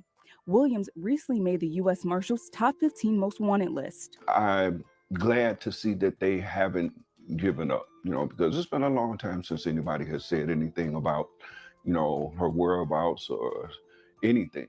Back in 2018, Carter lived at the Gale Garden Apartments in Melvindale. Police believe that Williams shot Carter at his apartment, then scattered his body parts along I-75 highway near Findlay, Ohio.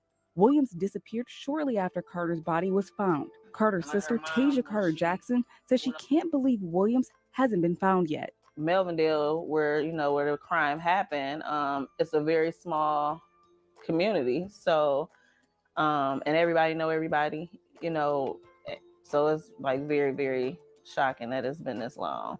Jackson says it's been hard not having her brother around. He was very kind. He was an amazing dad, a business owner, hard worker. Police last tracked Williams to Brooklyn, New York, after they say she took a train from Ann Arbor. Metagenics replenishes nutrients missing from modern diets with Vital Multi, a multivitamin unlike any other.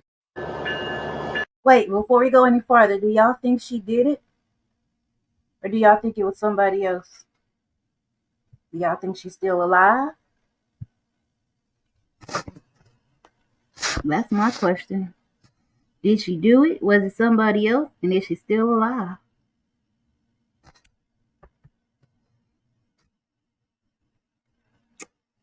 I don't know.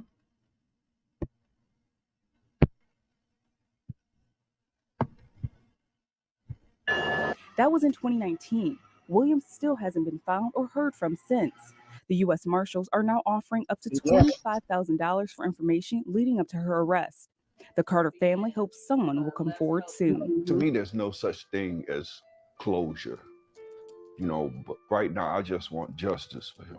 It's like she's trying to avoid justice. The police are still searching for her, and they won't give up until they bring her in. Tamara's actions have only added fuel to the fire, and now everyone's convinced she's involved in David's murder.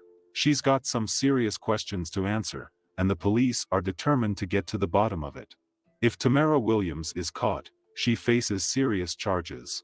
The 24th District Court issued a felony warrant against her on December 20, 2018, for first-degree homicide, disinterring a dead body, and tampering with evidence following the murder of David Carter. These charges stem from allegations that she dismembered Carter's body and disposed of the parts along Interstate 75 in Ohio. The severity of these charges reflects the gruesome nature of the crime and underscores the intense efforts by law enforcement to apprehend Williams. David Carter's family has been deeply affected by his tragic murder and the subsequent events. The grief and shock of losing David in such a brutal manner have been profound for them. The family, especially his son DJ and his sister Tasia Carter Jackson, have been actively seeking justice and have expressed a strong desire for the capture and prosecution of Tamara Williams, who is the main suspect in the case. No amount of punishment could ever bring back David Carter. He was a shining light to those who knew him. His life was a symbol of hope and inspiration. Even though he's gone, his impact on, reminding us all of how precious life is and the tragic toll of violence. Our deepest condolences to the family of David Carter. May his soul continue to rest in peace. I'm going to see how old this is. And then I'm going to see if... I'm trying to see how long ago this has been. No, this is a fairly new video, like 2 weeks old. Yeah. So that means that here we are. She still has not been found. Oh my gosh. So you know, the reason why I asked that is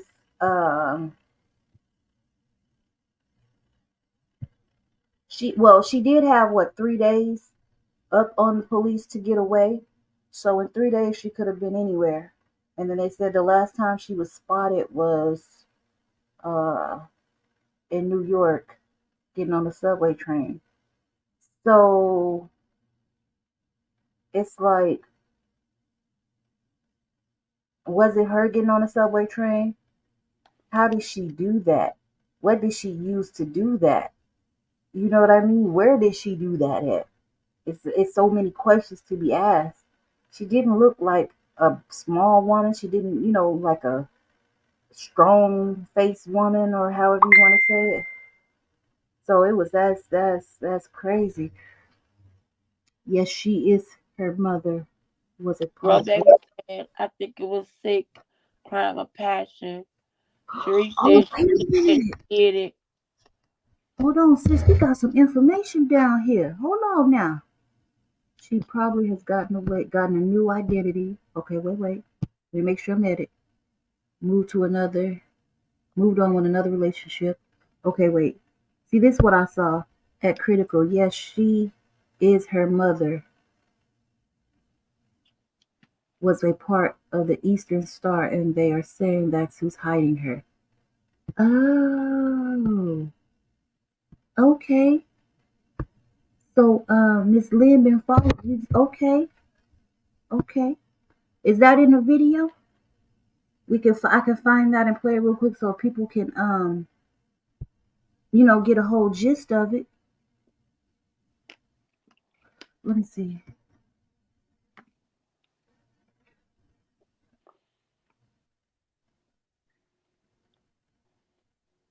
Okay, let me see. Did they tell me? I'm gonna see if I can find some more so we can because now that we own it and it's some more information in here, sis, they might want to know a little bit more about it. I don't want to leave a cliff hanging on it for the moment. For the moment, it won't be that long. I promise. You finna try to find it now? Real quick, yeah. If somebody knows where I can find it, or let me know and I'll pull it up. So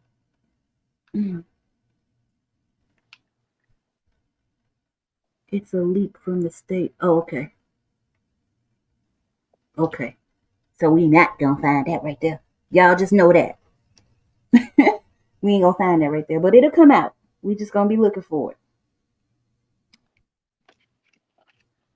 Mm, mm, mm. That's so awful.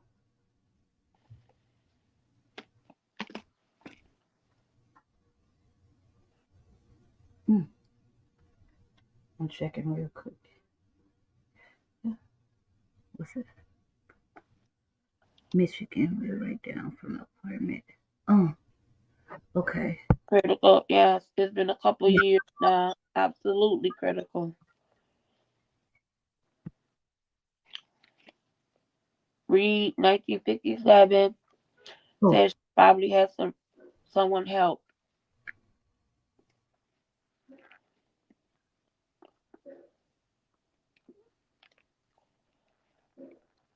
Oh, okay. See, they in this video they made it seem like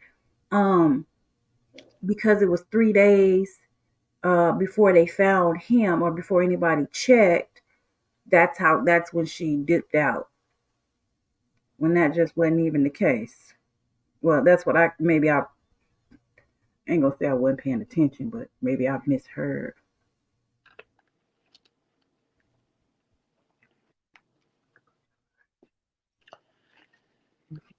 Yeah, no one was looking for her and she wasn't on the most wanted until after she left. I heard she was a mess during the relationship.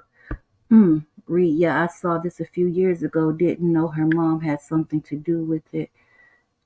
That's so sad. I mean, I know we love our kids, but come on now. Right is right, wrong is wrong. It's maybe there's something wrong where she needs to be. I can't always put everything on mental illness. I just can't. Sometimes people are just evil. She's very jealous and controlling. Hold on one.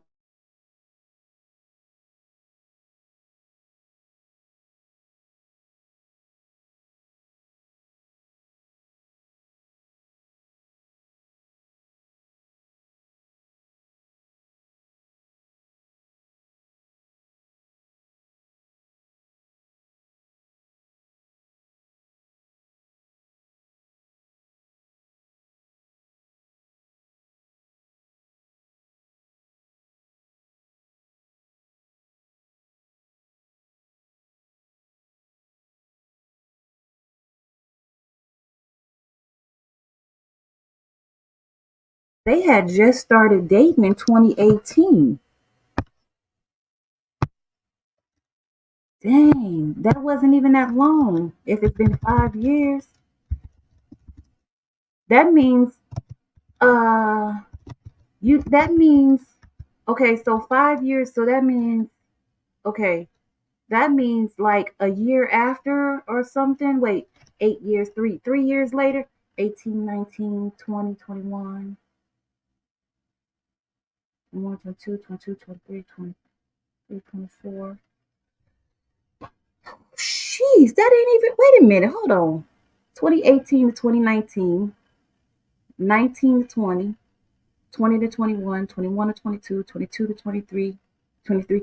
That means within the first year of their relationship. Is that what, am I adding that wrong?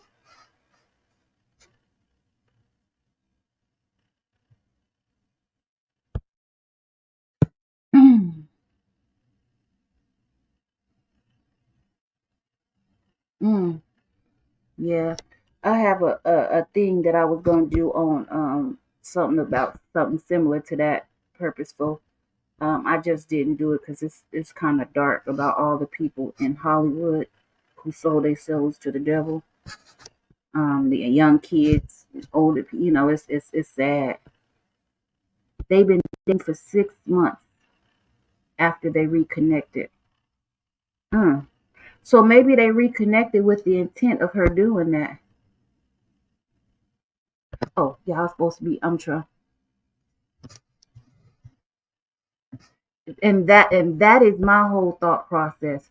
To take time out to do that. That is, can you? I don't even like cutting up chicken. I don't even buy whole chickens because I'm not. That's just disgusting. So to take the time out to do that to an individual.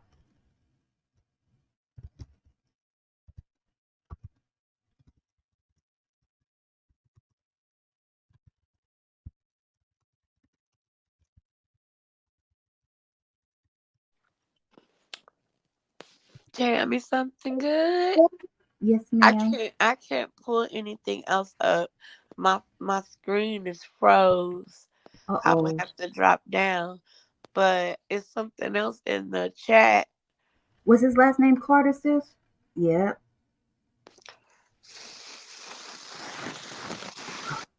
Let me see. It was something else in the chat. Okay. Yeah, the one that the other our other girl put in there.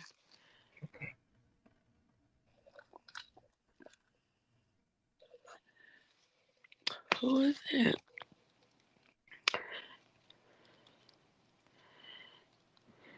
Oh, about the other video? Or are we done? Yeah, y'all want to watch? Okay, so we don't have that one, but somebody No, really. you do have another one. Wait, yeah, we have another video. I'm talking about more on this one, Oh no, not more on we this one. don't. So we don't have more on this one because, as you see, there's no more. And I think when they cut it off like that, and there's not that many stories, because I just pulled it up and there's not that many things. You know that it's some type of high power situation, something Or it's your ongoing investigation. Yeah. He thought she was cool. Allegedly, she didn't like his connection to his family. Oh, wow. Critical, and it's critical. I mean, Ro Baby said critical, and she had an issue with him being cool with his ex, his son's mother. She was jealous. Even his kids had a problem with, and he was a hands on dad. That's sad, man. That's why you got to know who you laying down with before you lay down with them.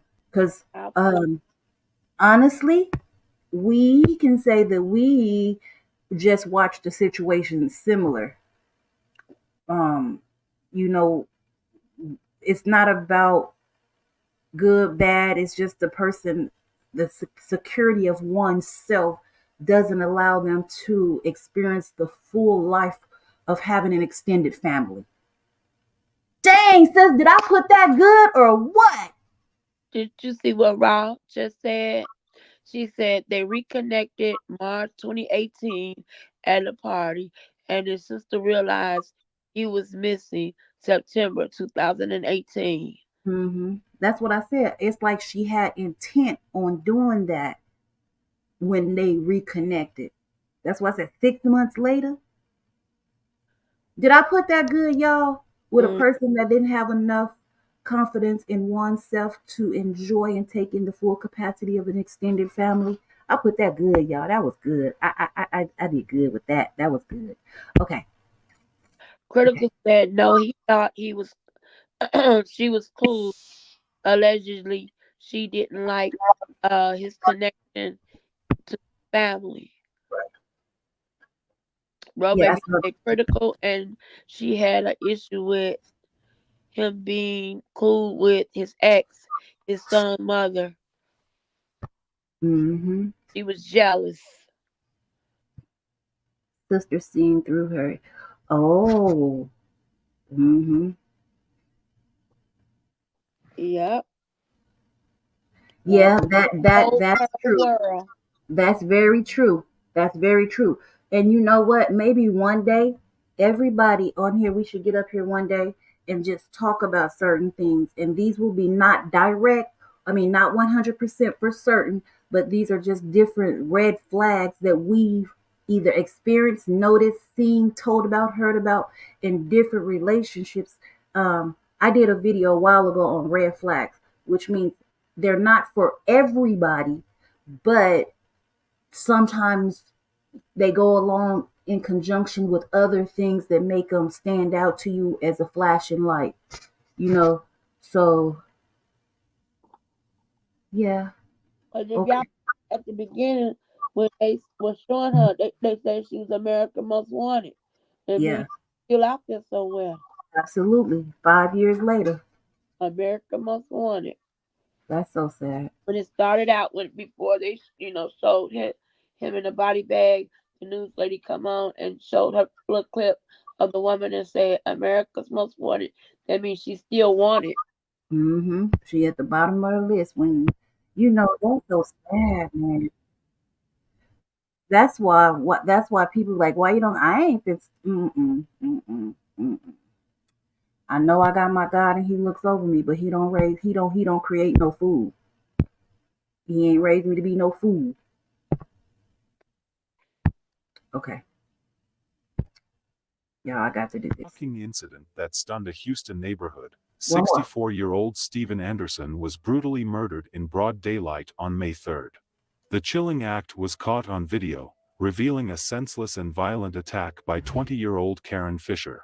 Steven Anderson, aged 64, was a longtime resident of Houston, known for his friendly demeanor and active involvement in the community. Born in the city, he grew up in a close-knit family and attended local schools for his education. After graduating from high school, Anderson pursued higher education at a nearby university, where he studied business administration. He later joined the workforce and spent several decades working in various roles, including a lengthy career with the U.S. Postal Service.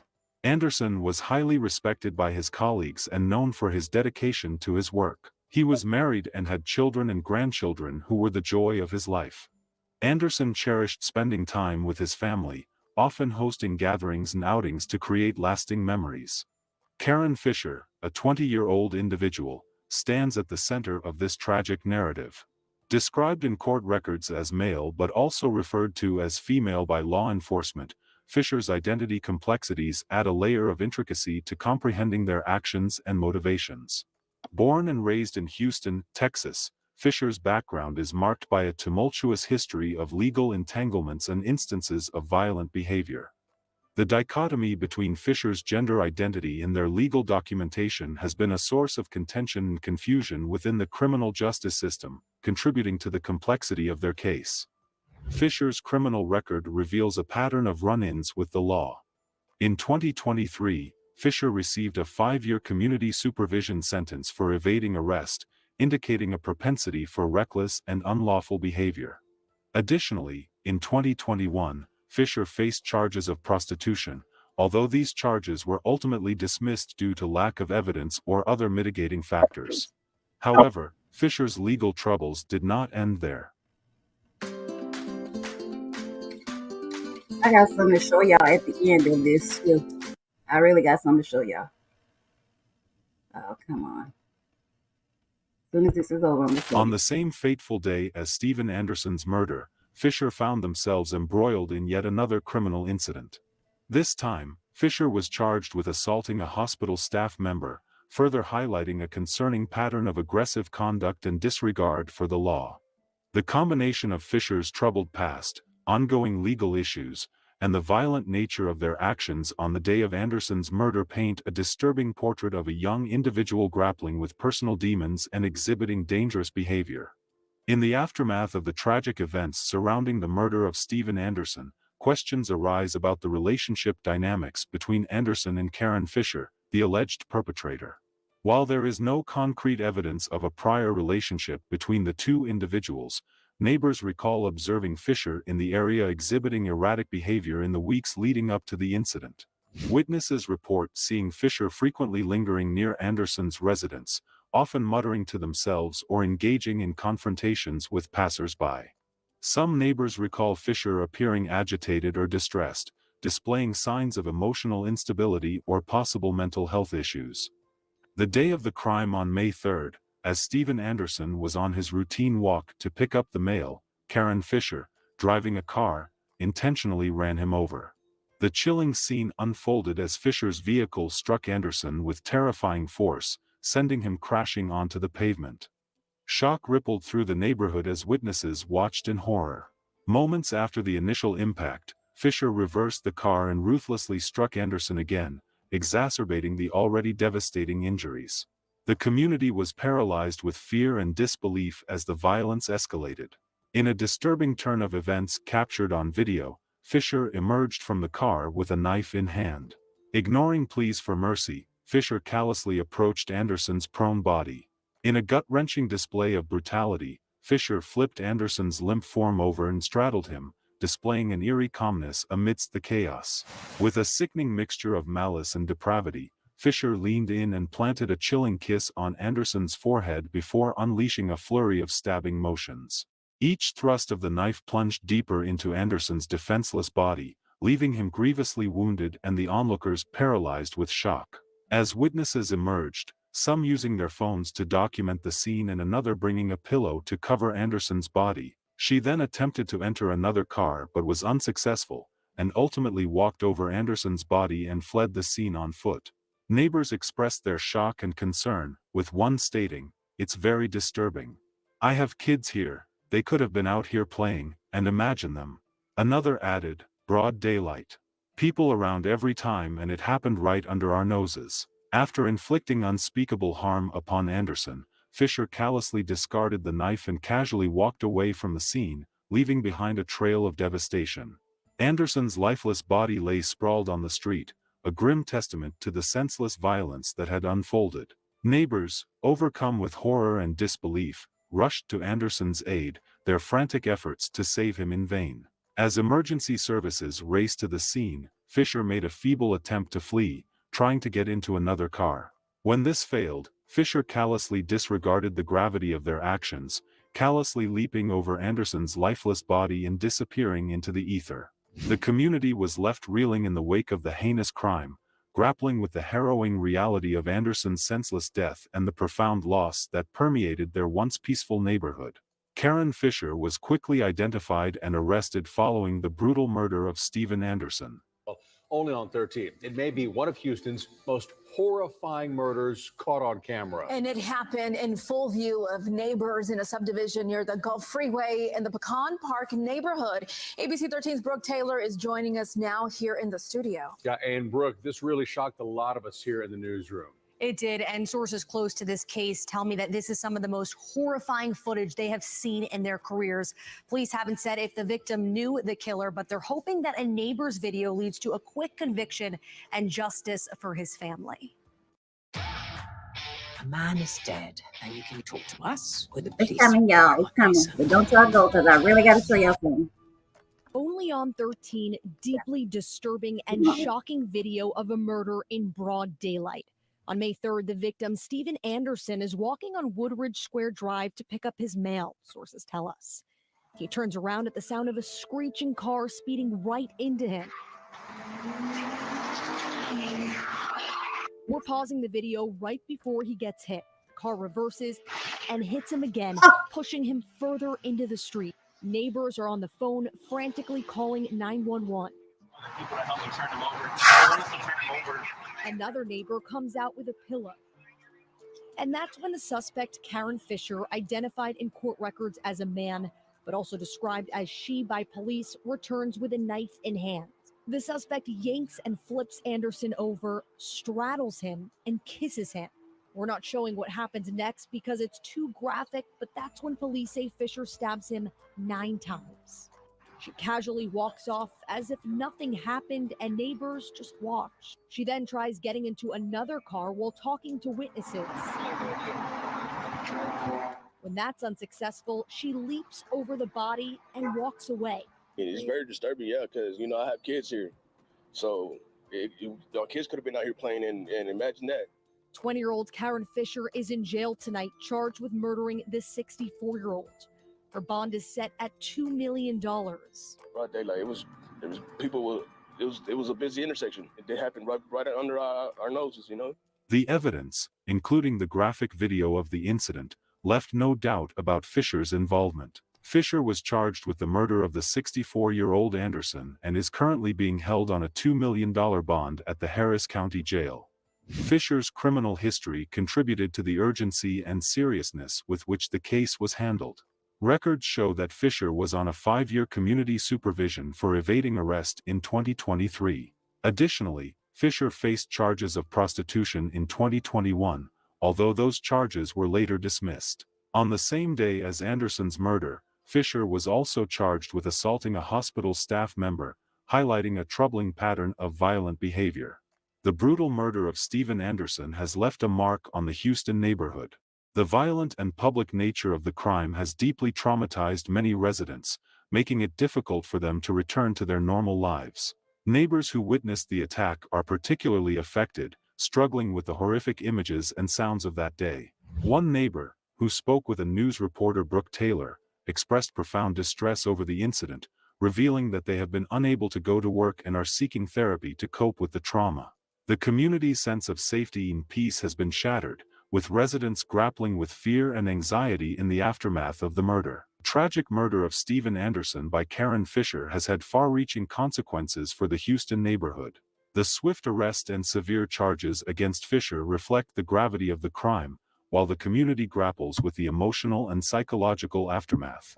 As residents seek ways to heal and move forward, the memory of Anderson's life and the shocking manner of his death continue to resonate deeply within the community. We hope Steven Anderson continues to rest in peace. May Steven Anderson's story inspire us to be vigilant, compassionate, and committed to ending violence in all its forms. In loving memory of Steven Anderson, forever in our hearts. That's so sad, y'all. But wait, don't go. Let me show you. Let me show y'all a little something. Let me show y'all a little something very quickly. Can y'all? Am I showing my screen? Okay. Let me do this. I want to show y'all this. Okay. Y'all gonna be like, "Are you serious?" And I'm gonna be like, "Yeah, we serious." They're gonna be like, "Are you serious?" I'll be like, "Yeah, we serious."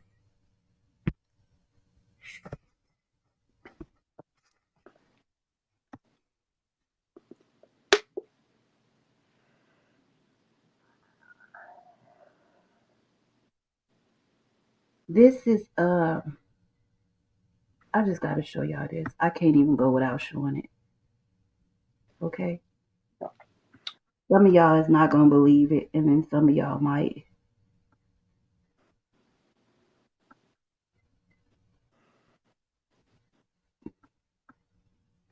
Damn it.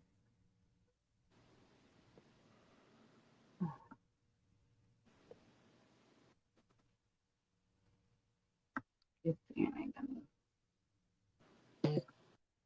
Okay, I got it. Okay. I just got to show y'all this. This is unbelievable. I mean, it's not unbelievable. It's pretty much believable, but I just want to show y'all. So y'all don't be thinking that people be crazy.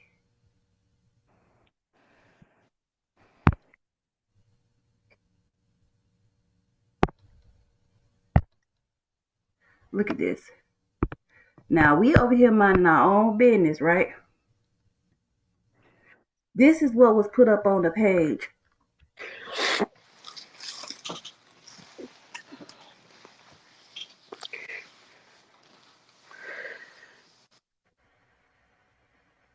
Can y'all imagine that? Ain't that? See? And the thing she says is, can you hear me, Robbie? The thing she says is, they doing what I do. First of all, so original. Can I say something? Twisted Crimes is the one who does these videos. Okay, first of all. So, like, it's just like let me just tell y'all how this shit don't make sense, right? So the LaTrue saga, right?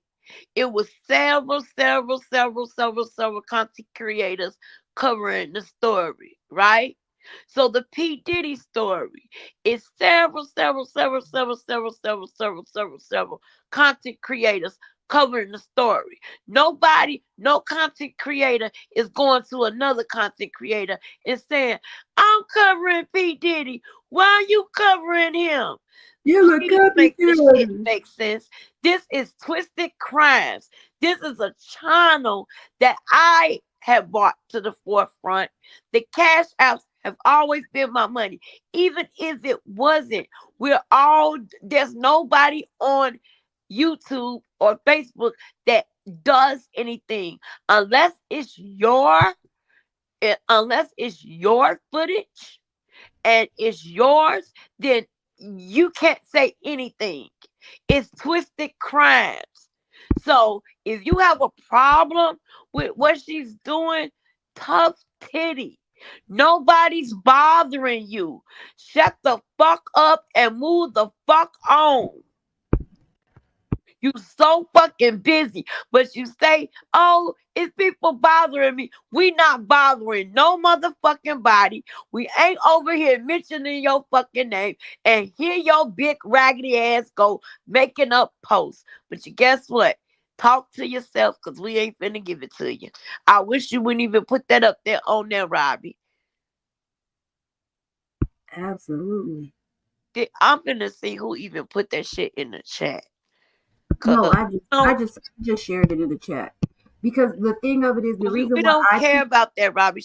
No, listen, the reason why I put it up, the names are scratched out, because people need to see that while we're doing this, not only did we have her come in and say that to us, then she had to go and make the post with my live on it. You feel what I'm saying? Yeah. So they need to know that next time she in there talking about folks and all this other line and they picking on, they see that ain't nobody picking on her. We don't call her. We don't go for her. This is what we was doing before when she came over picking and prying and calling people out. We be minding our own business. Because as I recall, she ain't been doing nothing for the last month but hooping and hollering and fighting. So how the hell is she doing this? Right. We just be minding our own business over here. Now, if she would have came over here and we were talking about her, I can see her doing something like that. But we over here not saying nothing about nobody. It's over with. We done. You is not finna get no arguments out of me. We is over it. It's done. We said what we said, and that's it. Talk to yourself. Exactly. And see, that's what I've always said on Facebook. Maybe she mad because Jared came over here. Hell, I don't know. We didn't know he was going to come over here and talk about doing what I do. Hell, everybody do this shit. These covering crimes on TikTok, on Facebook, on everything. It ain't nothing yours. This ain't your content. Right. And see, Miss Ro Baby, you are 100% correct. Should I go and get the screenshot? Because I knew this might have happened. Right. Should I go get the screenshot that I have from me steady telling her, hey y'all, it's this channel. Y'all need to watch it. I had told her several times about this channel. But see, and Ro Baby, let me explain. So yeah, we should ignore it. And I'm ignoring it. I'm done now, y'all. I'm done. I just wanted to say we will not be addressing it anymore, but that was just to show that we don't have to be bothering her or mentioning her or doing anything. That's exactly it. They showing it. They showing it because they're showing because it should be exposed. Because the next thing you know, it'll be I didn't do nothing. Because of course she'll go delete it. You know what I'm saying? So that was just because first she came in the chat making the comments on the fake page. And then it was that. Dream saw that and yeah, called it out. the thing of it is, she didn't interrupt our show because after that we watched 2 more and continued on. I just needed to show y'all that it's not us picking. We don't Yeah, pick. let's just Yeah, we Robbie. haven't said I nothing. think I'm gonna call it a night Yeah, because that's it. We gonna I'm gonna call it a night because I yeah. don't got time for this foolery because this is not what I do And all that. in We my ain't gonna life. do it. But we just Okay, wanted to show what that. the big bitch gonna do? Go around here running around crying about somebody else's content that we playing? Playing? Do she not know that's what people do? Right. So y'all Cover stories. It's several content creators that cover stories. First of all, it's not even her content. How she gonna cry about somebody else's content? This is Twisted Crimes content. Right. Not only do I watch Twisted Crimes, it's another one that's called Gritty. Yeah, there's a It's lot of another one that's called Crime Analyst that I watch. Yep, we will see you all later on Twisted Crimes. Exactly, because we'll be back because it's interesting. And you know what? It gives us an overview of what's really going on and it's just different things and different ways and stuff. It's just interesting, you know? It's just common conversation. I mean, it's like, it's not normal behavior, but it's common conversation. So we enjoyed y'all. And before we get interrupted anymore and our night becomes even worse or whatever, because I'm sure it's not done, we are going to remove ourselves and carry on. We might see y'all tomorrow. We might not. You know, we gonna keep it at a flat line. It ain't gonna be. You know, we ain't trying to do all that this way. But I appreciate everybody. Thank you guys for joining us. I like to thank my hosts, Queen Ebony, and Queen Dree. Yeah, And I'd like to thank everyone that joined us. Yeah. Appreciate every minute that you stayed and watched with us.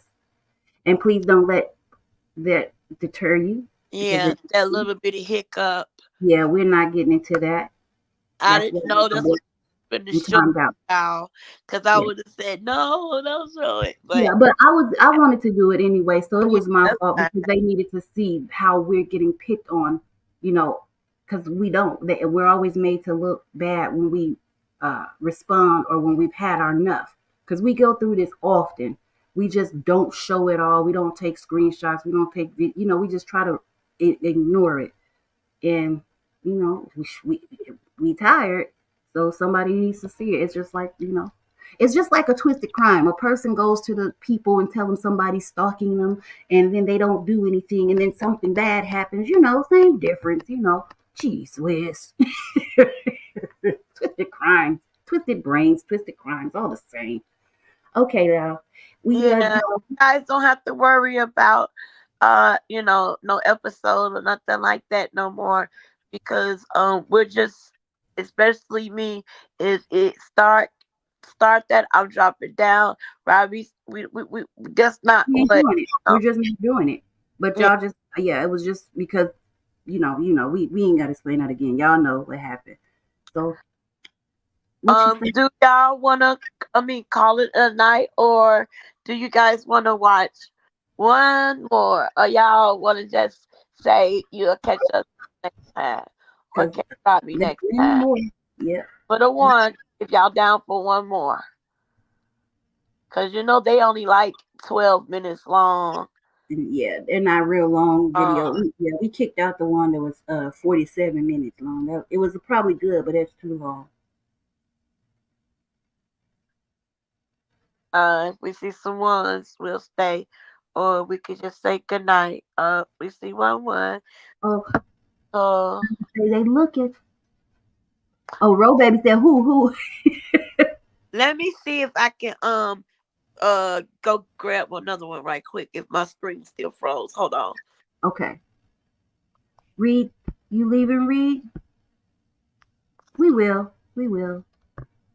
Because I can do this because it doesn't bother my fibromyalgia or anything. Yeah. I'm going to drop down, go grab one, and come right back. It only takes me a second to grab one, y'all. Okay. I'll be right back. Yeah. Yep. So, I appreciate you guys. This was actually pretty fun. I like looking at these. Ebony was like, look, Robbie, look. And I was like, girl, I want to see that. And then I got to watching one. And I was like, oh, my goodness, good. I'm glad you're staying, Reed. I was like, oh my goodness, I can't stop watching them. I'm hooked. I be on there looking at for myself, but I had to find the pages where they're short because the ones I be looking at it for hours and days, and then after I look at it, then I go search and look for more information on it, but it's all recycled information. So the ones that's broke, that that's made to the short videos, that's basically all the long information minus a few little details here or there, right there in a short period of time. So I like those a lot better. I know, I stopped watching Lifetime because it was like, oh my gosh, it was like, oh, I was like, dang, can I get some happy movies? So, like, honestly, this is the only stuff like this I watch. Normally, I don't watch anything violent, scary, um, with a lot of, any of that in there. I normally only watch comedies, love stories, family movies, and stuff like that. Because the fibromyalgia is like then it causes the nerves to do their little thing. So I just try to stay always at a calm, a level of calm, so that I don't get overly exhausted or, just my body doesn't take a toll on my body. Lifetime was too real, and they said most of the Lifetime movies, were, oh, most of those Lifetime things were real. So I bet probably 90% of the Lifetime ones were 100% real, just different characters. You would say I like watching those shows. I like watching these Fatal Attraction for my man. I watched them all. Oh Lord, you don't do scary movies either. No ma'am, no ma'am. You love horror movies. See, y'all can do horror movie night, and I'll watch them with y'all, right? But every time something happens, I'll be over here screaming and can on. So I have to keep my phone on mute. And every time I hear the music, I'm closing my eyes and ignoring the sound.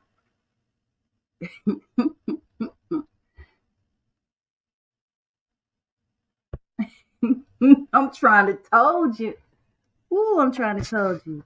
Like, I was dating this one, and he was like, this is what did it. Oh my God, man, this is crazy. So when you meet people, they'll try to talk to you or whatever. And so they'll give you a name. And then after they realize if they like you or not, or if they want to talk to you longer or whatever, they'll be like, oh, well, my name is such and such because um, I had met this one girl and she turned out to be crazy. And I just wanted to make sure that you wasn't going to be crazy before I give you my real name. They'll tell you some stuff like that. I was like, whoa. And then they tell me some of the crazy stories. And I'd be like, whoa.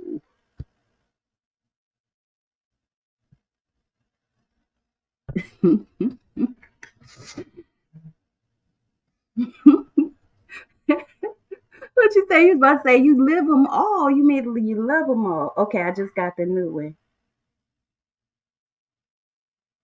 Ooh, ooh, that's a good one. Game of. Mm.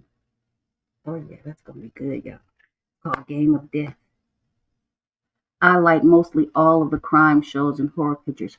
I used to always, when I tell you always, I used to always watch First 48, right? It was the last one that I remember watching of First 48 is when the little girl Banana, she was a mentally disabled lady who had friends that always loved her, of course, and then she had the friends that tried to use her and whatever, because they knew that she was mentally disabled, and then they, so to speak, unalived her because she witnessed another crime that the people had did. And I was like, oh my goodness. And that was like the last episode that I had watched of First 48. So I was like, I couldn't. Did anybody see that one about Banana? Or does anybody watch First 48? Okay, they have you eyeing and side eyeing them, trying to told you.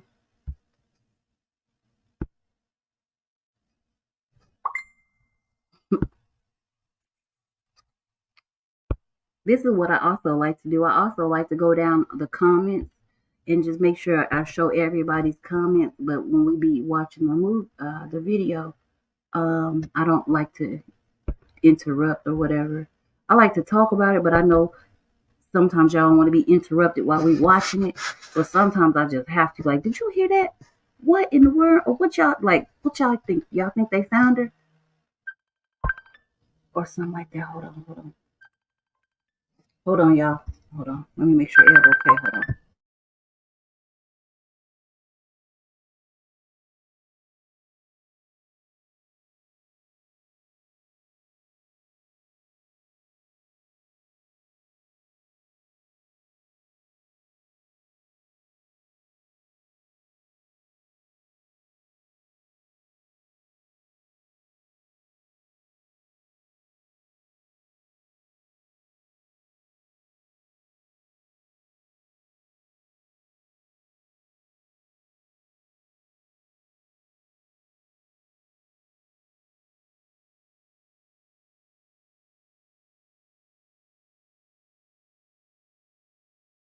Okay. Dree says she loved her mystery. Miss Lynn says she used to watch First 48. Why you stop watching First 48, Miss Lynn? Watch out for it's critical. Uh-oh. Oh, shoot. Wait a minute now. Hold on now. Wait now. We can't be doing this up here, y'all.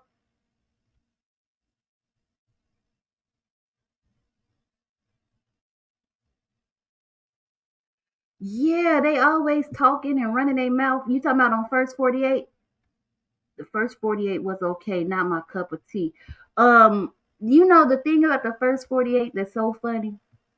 It's like they do the worst investigating that I have ever seen. Sometimes we be First 48. Sometimes we be looking at it and be like, why they ain't do this? Why they ain't do this? That's why. That's why they didn't find the people. That it just makes me so mad. I'd be like, they can't be that dumb. They can't be that dumb. Sis, come on, cause I don't got that much time. Okay, baby. Dree, you coming back up? Okay, you can stay down there. Ain't Dree in the chat? Yeah, she in the chat. Okay. Girl, you see that? What happened? But we'll talk about that later. Okay. We was in here minding our business, girl.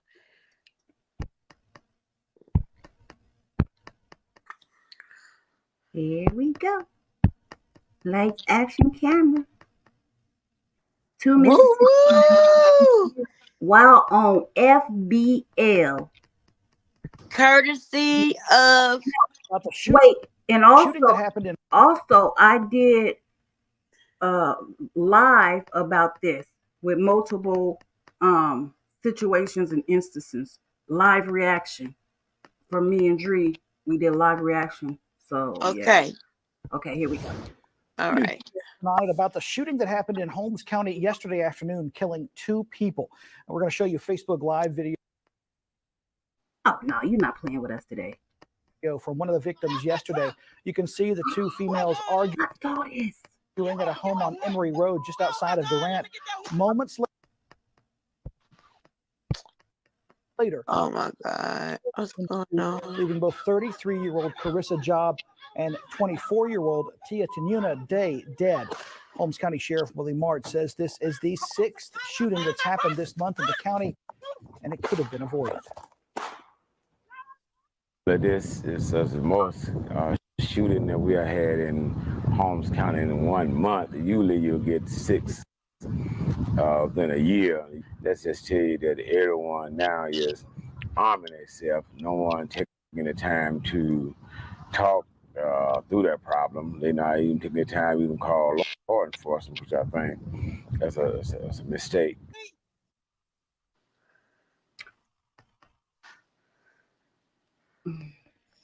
Coming up at 6, we'll have more on how crime is taking over What's Holmes going County on? and what Sheriff March is asking residents to do. That was it. Yeah, that was a quick one. Y'all remember? Oh my gosh, she didn't kick herself out. Good Lord. Is she sure that was it? She'll be back, everyone. Kick myself out the studio. Are you sure that was it? That's the one with love. That was the last one. I know, but I'm saying, are you sure that was it? That was yeah. It went to the end of it. Let me make sure. There was only like a few minutes. Let me look. Let's check. see, because I was sent that. Okay, y'all remember that when that happened? Okay, play the one that was before that. Then. Okay. I thought that was longer, but that's fine. This one's well. Let me go back because I'm gonna find something on it though. Okay, that one's only 1 minute. Yeah, probably tomorrow I'll find something on it where we Okay. can get like more of get down to the nitty gritty of it. Okay, so play the other the regular one, right? Yeah, the other one that I put up there. Okay. I believe before that. Let me look. Okay. Let me see. I remember when that one happened, sis. Wait a second. Yeah, the one I put right before that, where it said she ended up dead under the bridge. Yeah. Yep, I remember when that one happened with the girls. I was all over that one.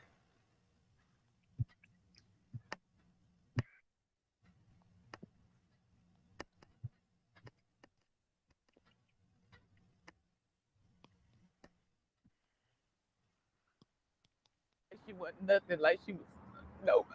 She was somebody. She was my baby. Your way. I'ma show you how to turn up on your mother thing. Woo!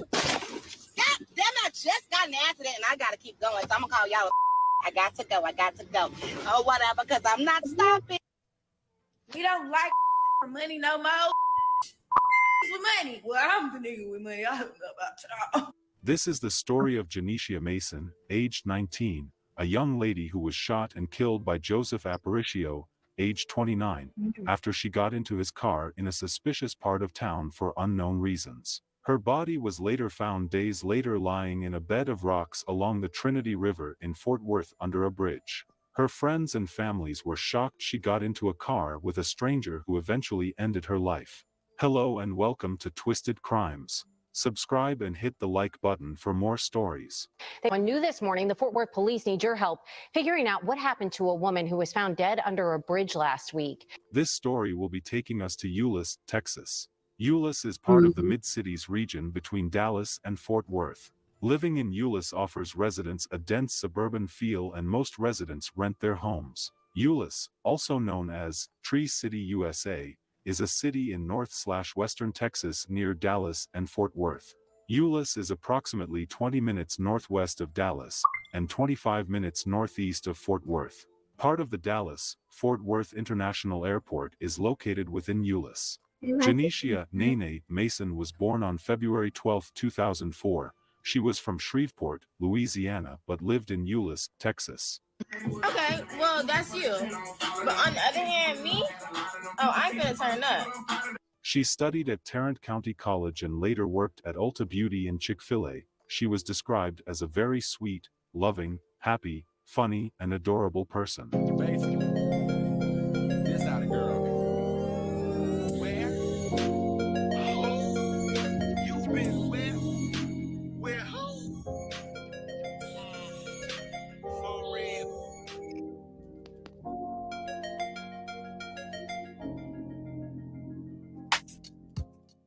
Janisha moved to Texas at a point in her life from Shreveport, Louisiana. Her mother wasn't really happy with the decision, but she lived with it.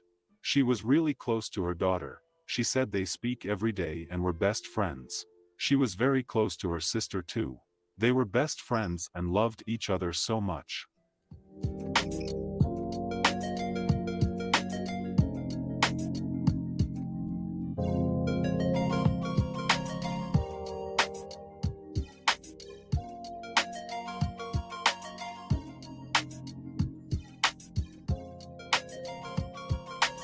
Please open, please. Which picture?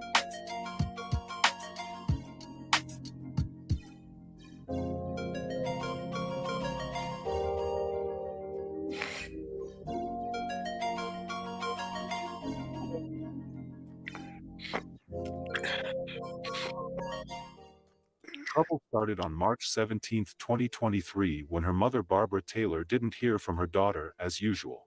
She tried to contact her, but there was no response whatsoever. She was a bit confused about what happened but did the right thing. She filed a report with the police department and the search for Janisha was on. She was then officially declared missing by the police, which prompted a massive search. Barbara and her husband went to Texas soon after and started searching on their own.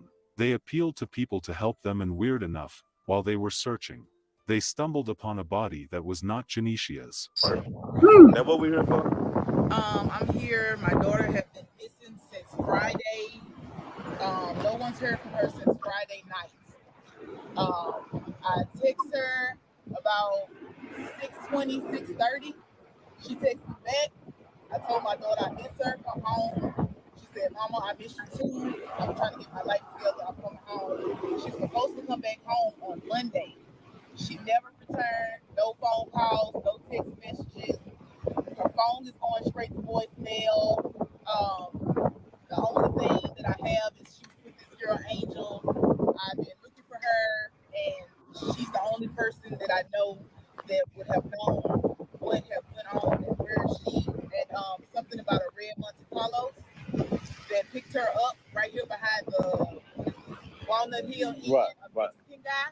So they said she got in the car with a Mexican guy and never came back. Right. So I'm not sure, but if anybody has any information about dealing with my daughter, they call her Nene. Please reach out to me, inbox Snatch Topic, let them know what's going on. I want my baby to come home, and this is no feeling that no mother should have to even endure. I need all the help I can. And let me explain for the people that's kind of confused. They was out here looking for their daughter and came across another body. Yes, security was out here asking us to leave, and they spotted a body out here while we was out here. So that's why you see all the medical examiners out here now. So they found another body while they was out looking for their daughter. They found the body of a black male. So you take 20,000 children in the middle of New York City without anybody seeing. They're being put into buses. Police started to dig further, and they learned that on that fateful day Janisha had gotten into a red Chevrolet Monte Carlo on March 23rd with a Hispanic man around 9 p.m. and she was never seen alive again. Surveillance footage showed the red car driving through that area known for street prostitution an hour or so later. At that same time, Janisha's cell phone pinged in the same location. They did a public records search for all red Chevrolet Monte Carlos in the Dallas-Fort Worth area, which ultimately led them to a young man named Joseph Aparicio, age 29. A swab done on the front passenger seat of the Monte Carlo tested positive for blood. Women's clothing matching what Janisha was wearing that night were also found in Joseph's bedroom. On March 23, 2023, her body was found lying in a bed of rocks along the Trinity River in Fort Worth. She had been shot twice and thrown under the bridge. We're back with the family, desperate to find out what happened to a young woman from Dallas after her body was discovered under the bridge. Janisha Mason's family reported her missing in Dallas earlier this month, and a few days later, police found her body under a bridge in Fort Worth. Mason's mother told Sydney Persing someone has to know something about her 19-year-old daughter.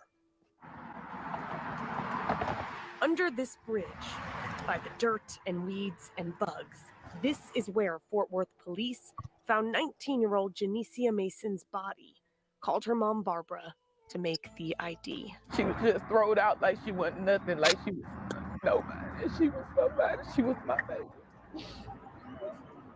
Police say Janisha went missing out of Dallas March 19th,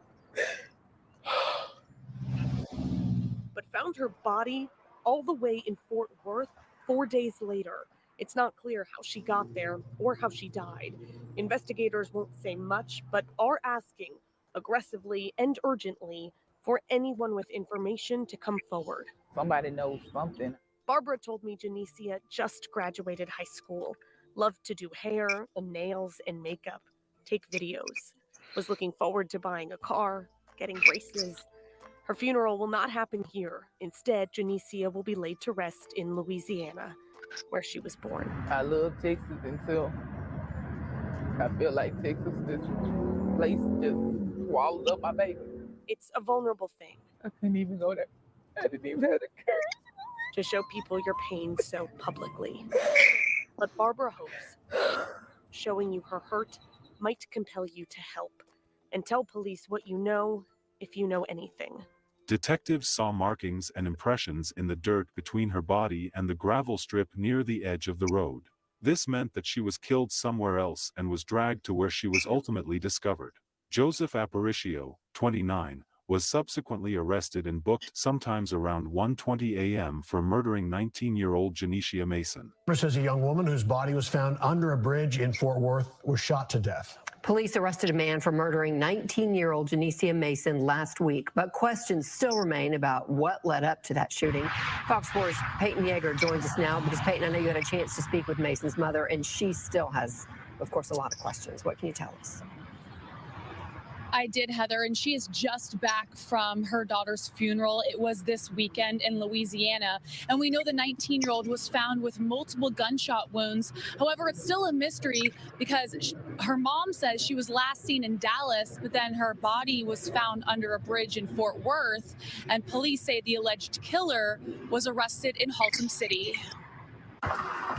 Under this Fort Worth bridge, investigators found the body of 19-year-old Janisha Mason late last month. Monday, the Tarrant County Medical Examiner's website says Mason's death was ruled a homicide due to multiple gunshot wounds. Every time I hear it, it's like a piece of me is just dying and dying in the inside because she didn't deserve it at all. Mason's mother, Barbara Taylor, just returned to North Texas Monday after her daughter's funeral over the weekend in Louisiana. That's the part that I'm glad that she's put to rest. Yes, ma'am. I'm glad that my daughter is put to rest and I was able to find her. However, Taylor says her daughter was laid to rest, still with so many questions. Taylor says the last day she talked to her daughter was March 17th.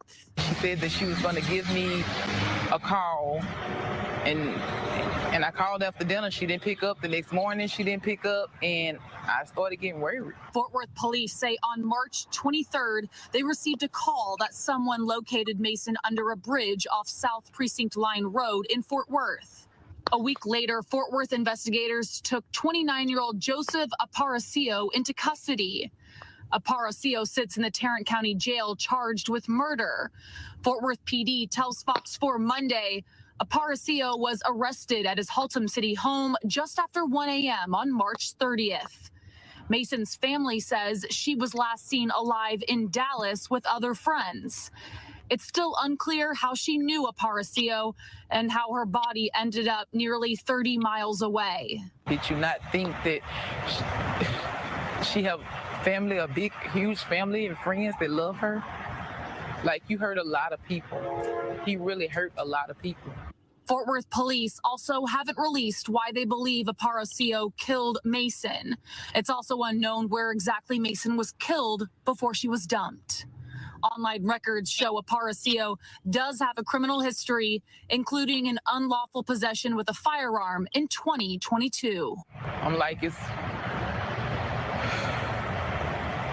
real live monsters that walk amongst us that don't, look like monsters, but are actually monsters. Joseph Aparicio remains in custody at the Tarrant County Jail after his arrest. Janisha was laid to rest in Louisiana, which is where she was born. Police believed something might have triggered Joseph after he picked up Janisha, ultimately making him kill her and dumping her body under the bridge. Our sincere condolences to the friends and families of Janisha Mason. Let's be more careful with the people we hang around with. May Janisha's memory be a blessing for her family and for all who knew her, and may her life and death be an inspiration and a turning point towards justice and increased protection for gun violence survivors. Please stay safe out there and see you guys in the next video. See, that be pissing me off. Something triggered him. If she did something that triggered him, then put her out your car and walk away. Put her out your house and walk away. Don't unalive her. May have done something to trigger her head. They get on my nerves with this stuff. Just because she was doing something that what was not right does not mean that it was, you know what I mean? Come on. These people are something else.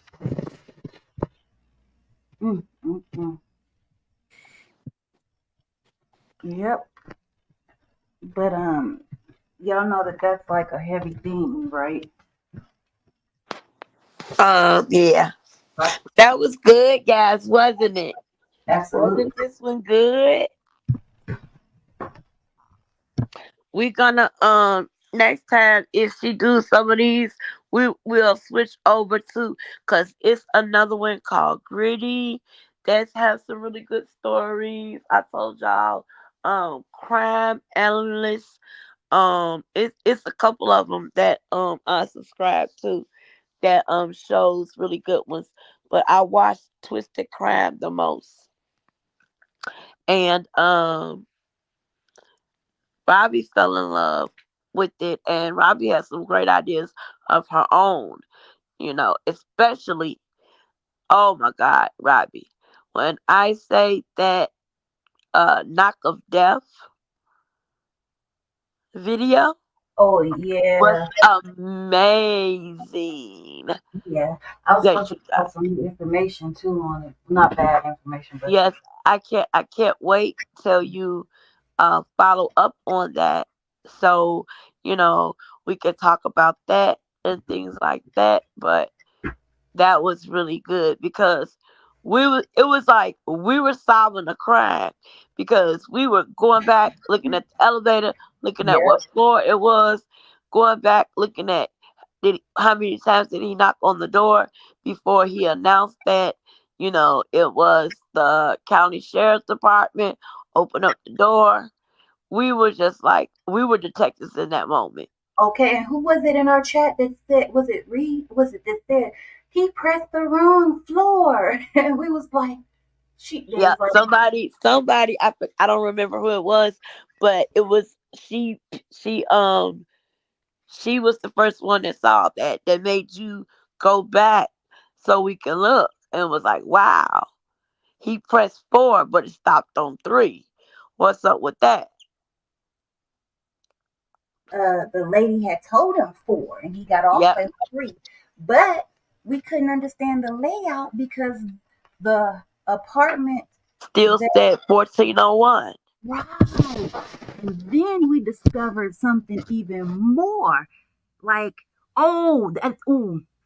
yes, honey, yes, that's part of my stuff. Okay, so I'm gonna just say this because I don't want to give too much. Okay, so yeah, I can't give too. Did we say that? Did we watch that part in it? No, I can't give that part. Okay, so yeah, I figured out some more stuff. Yeah. Did we watch? Did we watch the video, Eb, on that where she met the police out where we seen the parking lot and everything of where they lived at? Yeah, we watched that. Yeah, we watched that here.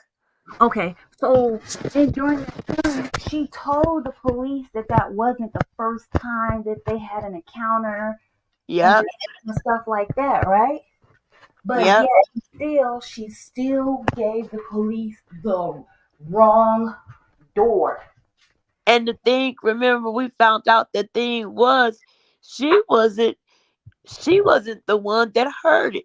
She was Right. getting secondhand information because a tenant called to the office. They call it fourth hand information. That's who the police officer should have went and talked to. Wait. Okay, so I'm gonna go ahead and say this because I'm gonna just say.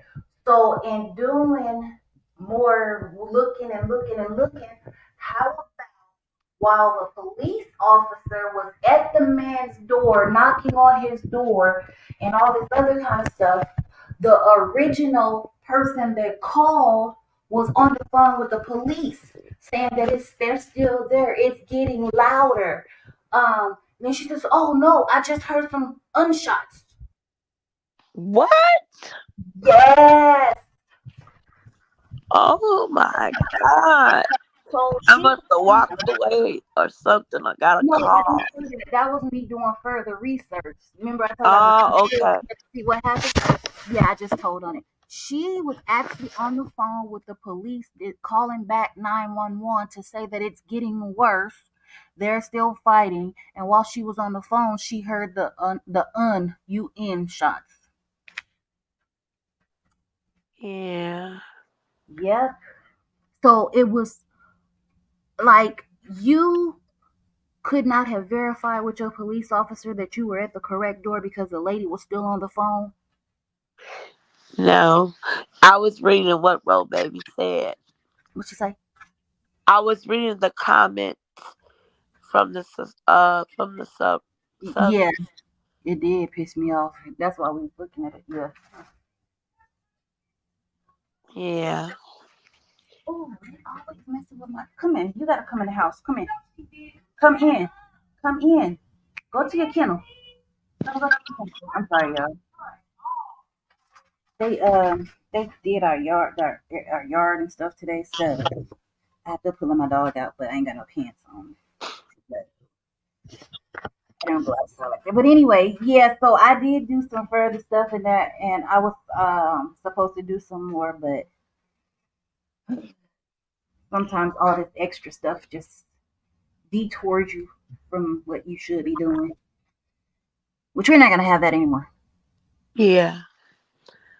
Yeah, somebody else reported to office. Yeah, that was the lady that was on the phone with the police while the police was at the wrong door. She was still upstairs listening to all the commotion, and he was at the wrong door, unaliving the poor boy, the poor young man, the wrong young man. Yeah.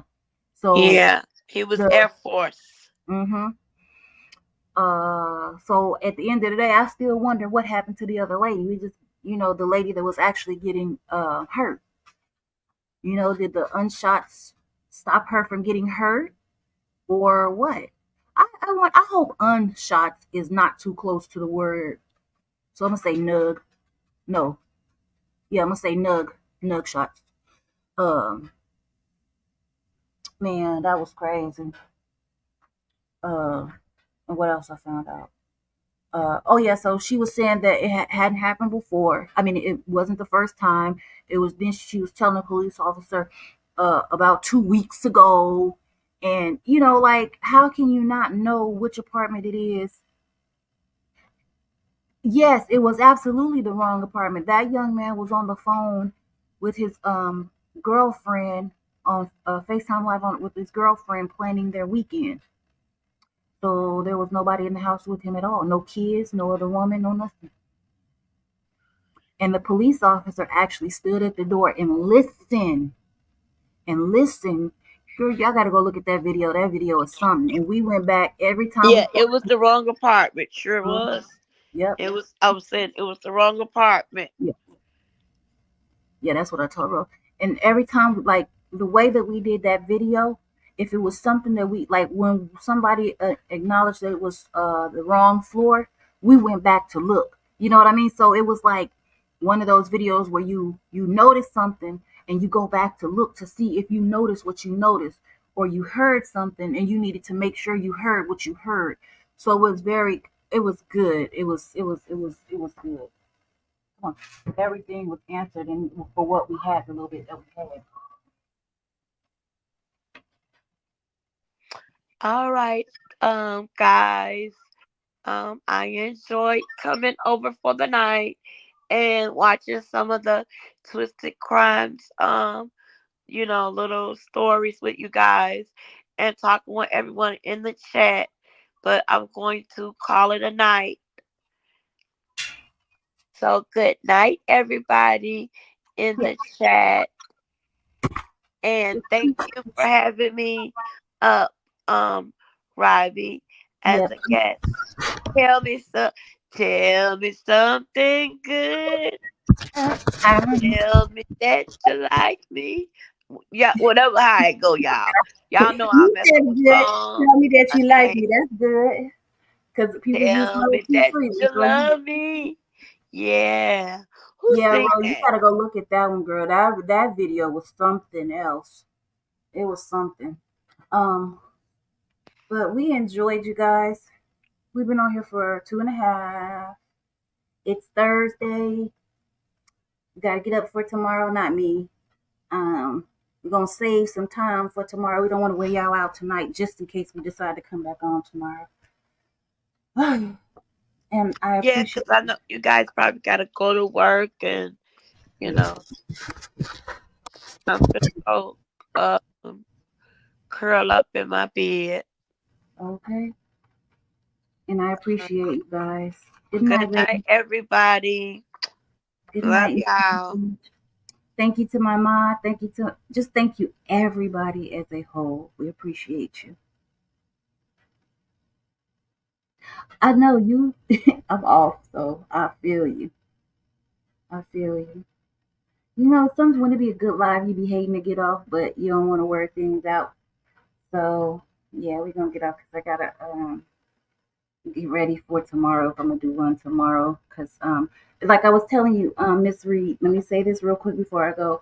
I was doing a live on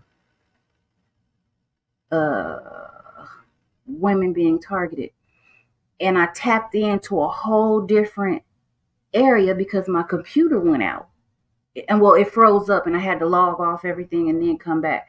And I tapped into a whole different area of that, which ended up being divestors and zaddies, and they call it pump it and dump it, which is where people, races have sworn off their races because they want the richer men of another race. Where, for instance, black women have sworn off black men because they're not good enough and they belittle them, and then they go over to their zaddies, which could be white, Asian, and whatever other race, but as long as they have money. And then of course, what's been happening, and a lot of them, women have been going with them on the first, it started off as first dates, online dating, the women not being unalived after the first date, but that led into what it really ended up being, the divestors meeting up with the dates, and the zaddies is what they're called, and being unalive. They've been dumped and pushed off. So that's what it just tapped into a whole different thing that I was not prepared for.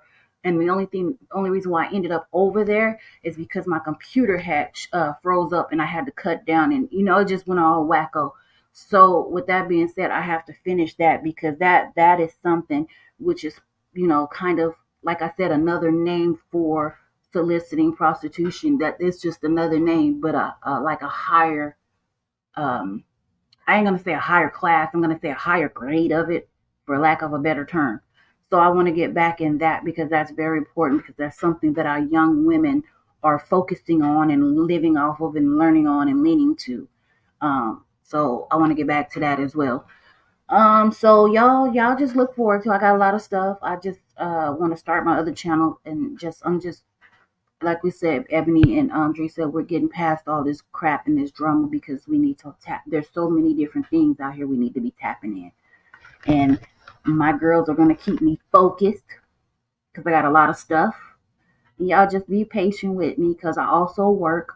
I also have a lifetime illness, which is, fibromyalgia, and amongst other things. And I'm just trying to work it. I can't devote. So y'all just work with me. Y'all look forward to it. I'm gonna get better at it, and we gonna do our thing.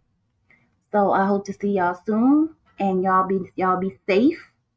And if y'all see some real crime or some stuff that y'all want us to watch together, you can inbox me, and I'll check the spam. Because it goes to the spam inbox or the pending inbox.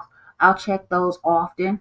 So if you see something and you want us to watch it together and talk about it, I have no problem in doing that. Um, uh, So I will talk to you guys real soon. Love you all. Thank you, girls. Thank you, Dree and Ebony, and my girls on the background. That they know who they are. And I want to thank my mod for modding it up real quick for me. And I love y'all, and y'all be safe out there.